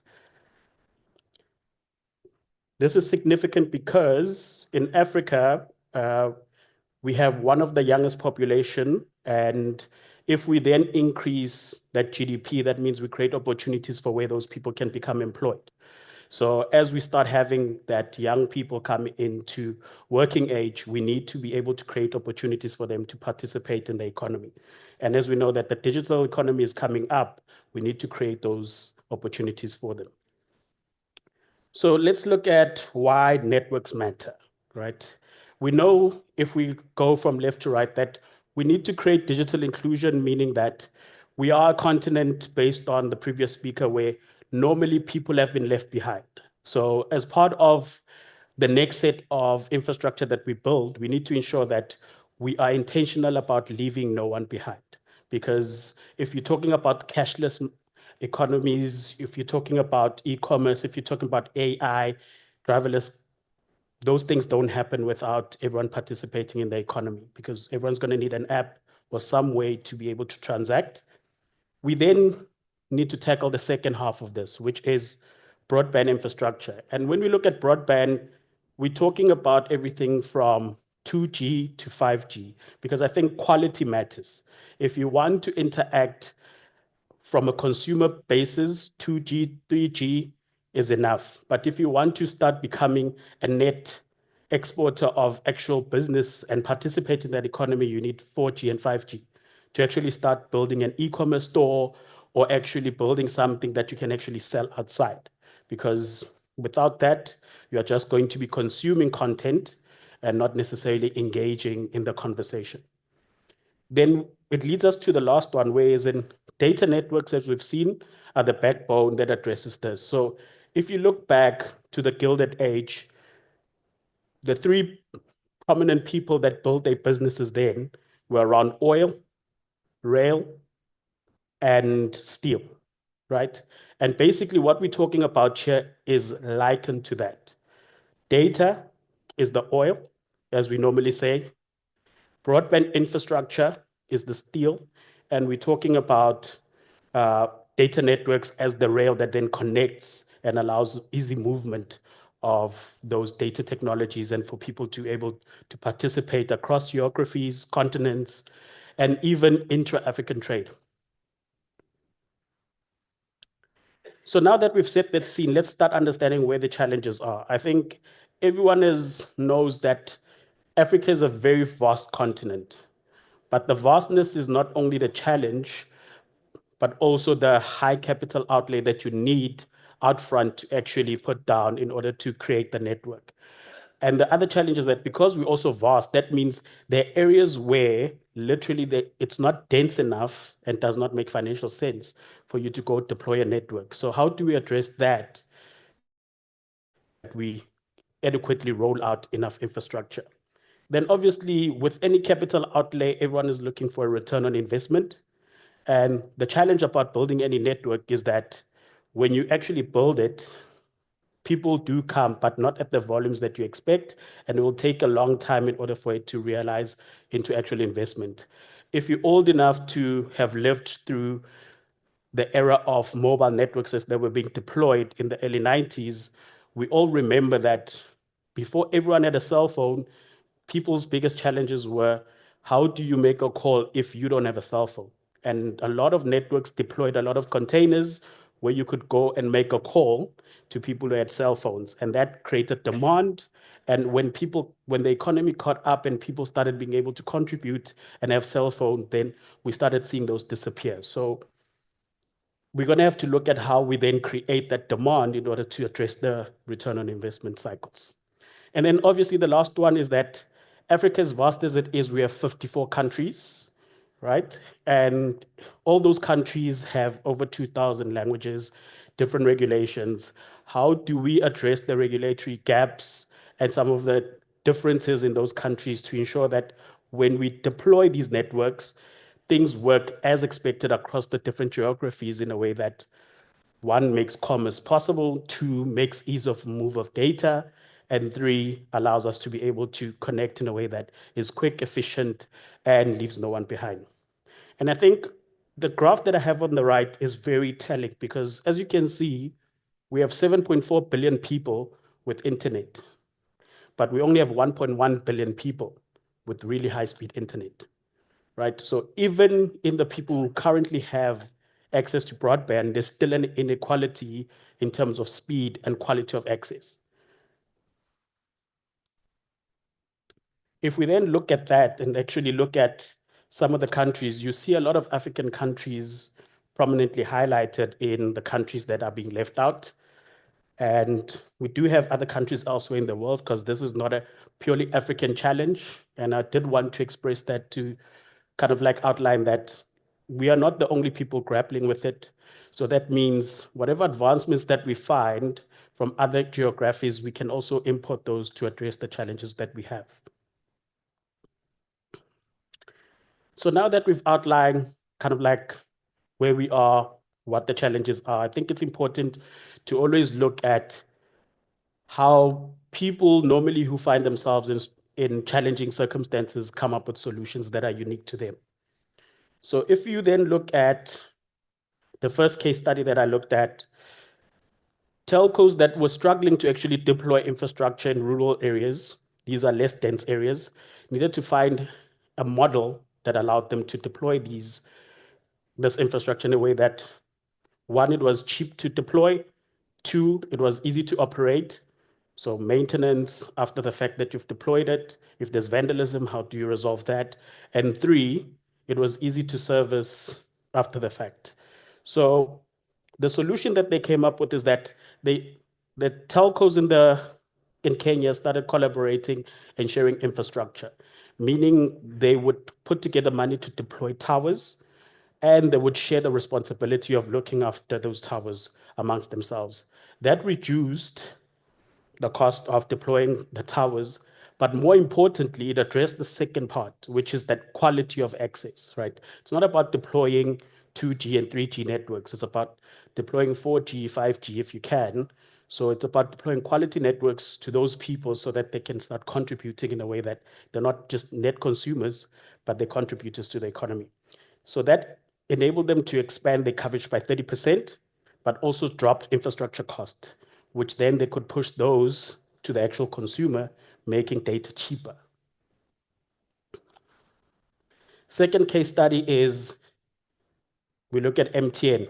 MTN operates, it's a big player in the African continent, but they looked at how do they use the data that they have running through these networks to create additional revenue streams that will enable them to deploy this network wider. So they partnered with various partners such as OTT services, Showmax from MultiChoice, and a lot of other people. And from the 2022 results, they saw a 32.2% increase in data revenue. So that's a new revenue stream minus voice. And with voice declining, that means that the infrastructure that they've deployed before does not have to go to waste. And also saw the number of data users increase in that market, while digital services that are new revenue started growing on the service as well. So these are two use cases in which you can effectively look at how to finance infrastructure to provide services to everyone equally, because as we've seen, if you give people access to the internet, they will find unique and inventive ways to then build. That's outside of giving people access to the internet to use things like AI and all these new tools that are emerging, like cloud, so that they can actually become net contributors to the economy and actually build things like e-commerce stores to sell African products and sell other additional things that could actually bring income into their economy, so that those regions that are less dispersed don't see net migration of people leaving those regions and going to urban areas to access economic opportunities. So with that said, I think it's important to always look at the next frontier. And what we've seen is that with new revenues coming up, there's ways to accelerate investment. right? So if we then look on the right, we know we've got digital services that are coming online, that partners and people who are not actually deploying networks are coming online to help networks to kind of like deploy services to create demand for their networks, which makes those networks incredibly useful and get a return on investment much quicker. Those are helping, and in this case of MTN, it shows that you can actually enable this much quicker. If you look at IoT, that means in regions such as where mines operate, you can start getting data from those mines to help OEM manufacturers to actually troubleshoot the equipment remotely, and then by so doing reduce costs. There's also data monetization around ensuring that you create monetizing opportunities by using the data of users and how the network is being used to provide targeted use cases for your users to drive actual commerce. You can look at TikTok, Temu, and Shein. That is an organic way in which people on the African continent are now ordering direct from consumer. And we have emerging trends. So AI is a big topic, and we know that broadband by itself is not going to solve it for Africa. We also need other infrastructure, such as energy, to also solve that challenge. For those very important insights. I think that innovate with purpose comment's a really important one to close that presentation on. I think back to Tunisia Telecom earlier on, talking to us about the fact that their approach when they were looking at their AI strategy was to go from vision to strategy to use case to ensure that they were innovating with purpose. I think that's a really important reminder for us all. And I think there is also a very important discussion here around, quality of connectivity. It's no longer enough to measure the connected versus the underconnected versus with regards to whether they have access or not. It's about quality of access, which really drives the ability to benefit from and contribute to the digital economy. We're going to move to our final important keynote speaker now. So I'd like to invite onto the stage Vice President and CMO of the Optical Business Line from Huawei, Mr. Kim Jin. Thank you, Mark. And good afternoon, ladies and gentlemen. I just review my slides quickly. Okay. Okay. I'm Kim from Huawei. I will share you with this topic as to accelerate fiber broadband development for new business growth. Okay. As we know, the global optical industry is developing very quickly, and up to now, Giga user is over 210 million, and average broadband packet rate has been improved by 100 times in the past 10 years. Global FTTR users is over 30 million and increasing by 10 million every year. Optical transmission network is entered to 400G era, and over 210 networks have upgraded to the 400G globally. Okay, for the fiber broadband, I think is a very, very important engine for the digital economic and carriers business development. And fiber broadband coverage and bandwidth increase and can bring both GDP and telecom revenue growth. This is some data is from Omidyar, and you can see for the fiber broadband penetration and bandwidth upgrade and GDP and carriers revenues will increase. Okay, and in addition, we can see over 70 countries and regions release the fiber broadband policy. And these policies may be, it's not just the release directly to gigabit strategy, and from fiber deployment to 1,000 megabits, and then recently maybe upgraded to 10,000 megabits, such as China, Europe, and South Africa. And this strategy can push the GDP and carrier revenue increase very quickly. So this I think is very, very interesting slides because we know for the Africa market, fiber broadband market, the fiber broadband penetration just only it's only 70.3%, and the median fiber broadband bandwidth speed is just 170 megabits by 2030.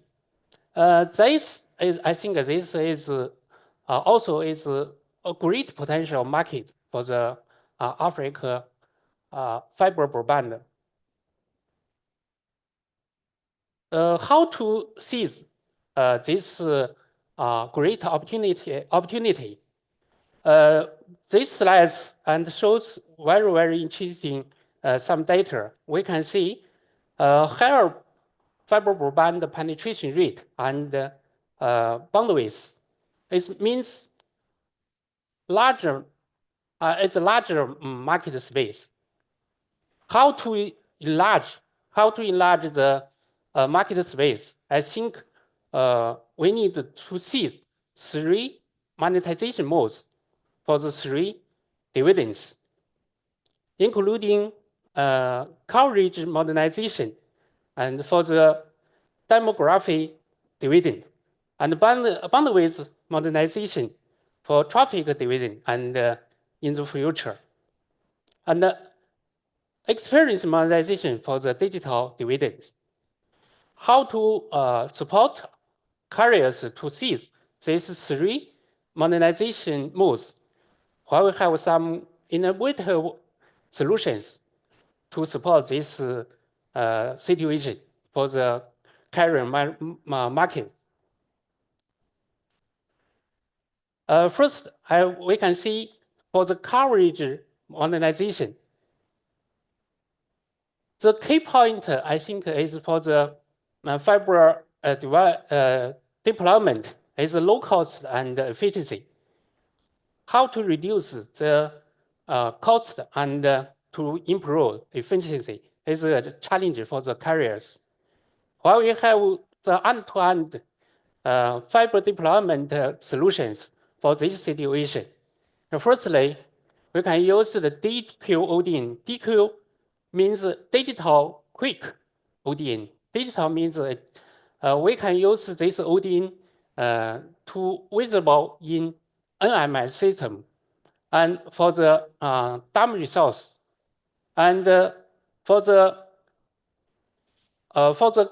quick ODN, it means is pre-connection can be free of splicing,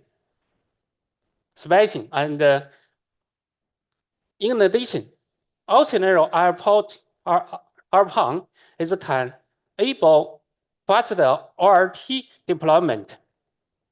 For example, it believes the ORT can installed with basement station and to reuse the fiber source for the mobile operators.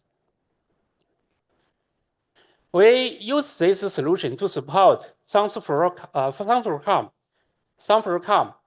to deploy their fiber resource and to improvement the to reduce the cost per home pass from $200 to $100 and increase TTM for the fiber deployment from 1 month to 1 week. The next is about bandwidth modernization. This, as we know, less than 50 megabits fiber broadband package is quite common. in in operator market. Actually, the value of fiber is not fully unleashed. Maybe today everyone knows the satellite broadband services. These services, the bandwidth is up to more than 200 megabits.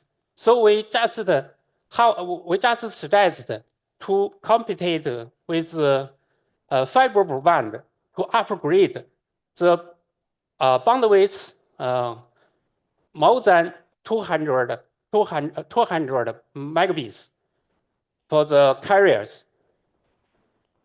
So Huawei FDD FlexPON Plus can support smooth evolution from GPON to 10G-PON. And with minimum investment, we can support up to 1,000 megabits access. This solution help this carrier from Malaysia and launched the 2,000 megabits packet and achieve 20% up improvement. The last one is about experience monetization. FDDR is the best home networking solution. FDDR can guarantee Wi-Fi experience for anybody, anywhere, and anytime. Huawei is accelerating FDDR plus X innovation with storage, computing, Wi-Fi sensing, and smart home control. This case is from China Unicom Hebei, just released the FDDR plus storage package for the fiber broadband users. This new application developed more than 300 new users per day.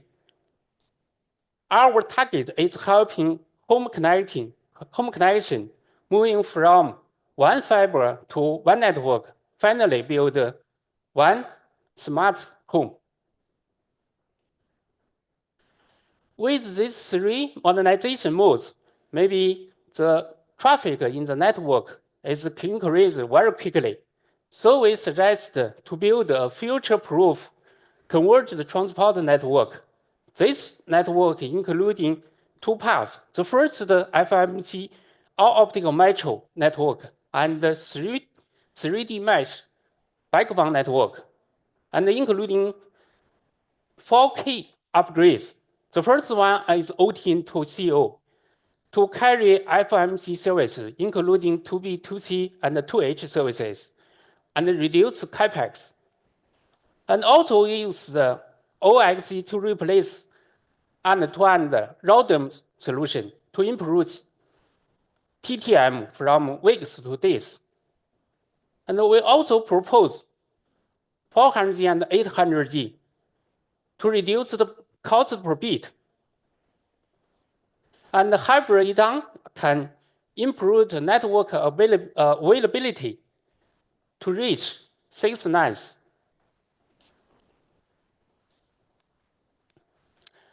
Finally, Africa is the origin of humankind, Asian but also young, fully whole.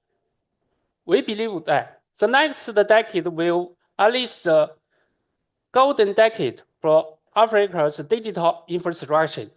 Huawei is always willing to help African operators implement the network and business innovation to lead the Africa fiber broadband development. We believe through those three monetization modes I shared about, new and year user higher ARPU and revenue increase from new service can all be achieved. Let's work together, close and embrace our branding future. Thank you.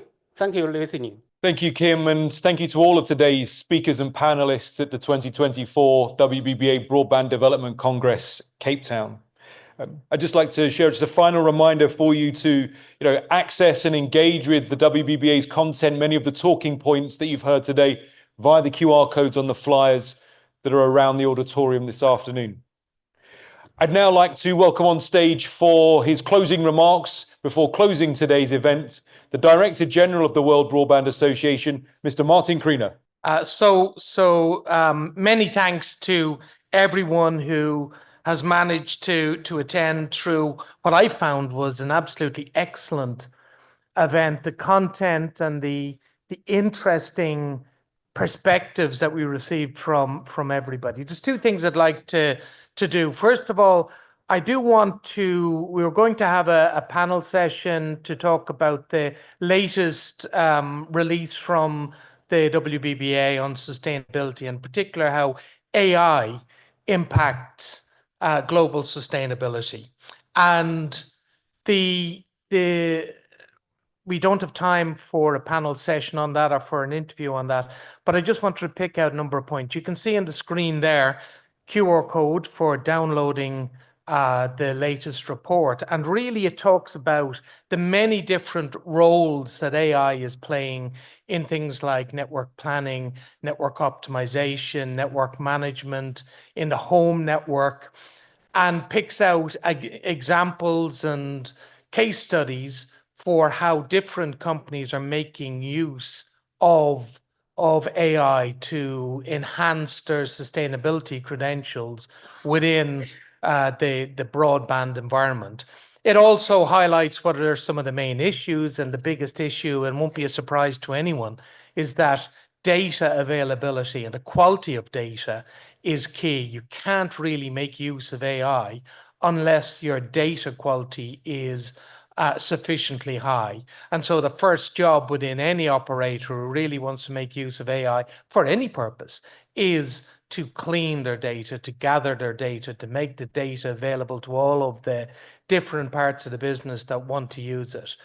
And it also talks about some of the things that are coming down in the future, autonomous network management, where we're not just talking about optimizing different aspects of a network or optimizing things like network planning and number of truck rolls and so on. We look at a very much self-healing, self-optimizing, self-managing network at different levels of sophistication. So I really would encourage you, if this is a topic that's of interest to you, this is the fourth in a series of papers that the WBBA has developed on the whole topic of sustainability within the broadband world. Let me just move to some of my thoughts about the content we've heard in this event. And it's really been, it's like drinking from a fire hose to a certain extent. I think we had a lot of interesting presentations, and I certainly found myself writing multiple notes on every single one of the presentations. I think obviously Dr. Lee opened up with an overview of the great progress we've made in the WBBA over the last 12 months and the 24 months since our formal formation. Mr. Silya from Guinea talked eloquently about the importance of broadband to drive the GDP and the economies of Africa and of Guinea himself. Mr. Ke, the CEO of China Telecom, then gave us a very interesting and in-depth analysis of how telecoms companies are changing from being the traditional telco to a techco. And whilst many telecoms company might use that phrase from time to time about evolving from a telco to a techco, in China Telecom, as Mr. K mentioned, it's really backed up with incredibly heavy investment in cloud, in AI, and as he mentioned, first time I saw it, in quantum computing, and presumably areas like quantum key encryption and so on. And the level of investment that we're seeing in that, it becomes a real benchmark for how telcos need to evolve from a telco to a techco. He also talked about investments in Africa, and he also outlined a vision for how the WBBA can help Africa. And Norbert from Tunisia Telecom gave us some great examples of broadband deployment using fiber, using AirPON, using other technologies. And he also talked about how AI is a game changer in a whole load of use cases within Tunisia Telecom. Sometimes panel sessions don't get to the heart of the issue, but this panel that we had today, I felt absolutely got to the heart of the issue in terms of what are the challenges that we're facing within this continent in terms of really moving to that next level of broadband. And Mr. Lamin from Gambia talked about challenges in the last mile and the submarine cables. Nina from Standard Bank gave us a really interesting overview of some of the issues that we're facing in terms of the infrastructure deficit, how FTTX is very far behind, and how capital is needed, but capital returns are variable and difficult to predict, and that's always makes investors nervous. And we heard from William from Africa's Cyber Defense talking about digital economy inclusion, and he particularly was the first one to mention training, that putting in place broadband networks is excellent, but you also then need to train people on how to use not just the networks, but how to use the access to content and the services. Peter from ZTE talked about how ROI is actually a big issue for investors, echoing, I think, what Nina said. Adewale from MTN talked about that massive infrastructure deficit and the overbuild that sometimes happens in urban centers, which is a perverse issue, that we're building too much in places in Africa and not building enough in other places.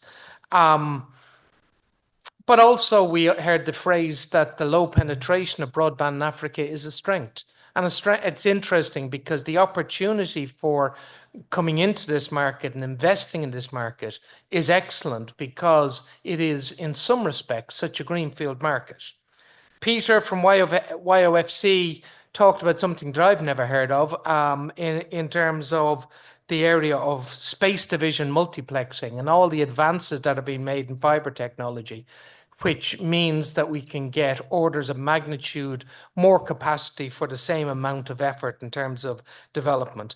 Tobogo Molloy from Standard Bank talked about that much of Africa is still offline, but for every 10% growth in broadband, we're seeing significant growth in GDP, somewhere between 1.5% and 2.5% growth in GDP, and that's hugely important. And then Kim Jin from Huawei finished off with a presentation about where these things are going, some of the incredibly fast progress in terms of optical and fiber technologies, and also outlined 3 key monetization models, different ways of thinking about monetization in the Africa market. So an absolutely fabulous series of presentations touching on many of the interesting aspects on this. Apologies for the power failing before we got to the end, but thank you for managing to bear with us through that. And for those of you in the room who are not members of the World Broadband Association, I would encourage you to consider joining. You can see from everything that's been discussed today that the topics that the WBBA is addressing are the key ones for Africa and for this whole continent. If you are members and haven't accessed all the material, it is all there available for you. Please download material, read it, and get engaged in our many collaboration work groups that Dr. Lee outlined early on. With that, I will draw this event to a close and assure you that this is the first of many events that we will be holding in Africa. And I very much hope to be here next year. Thank you all very much.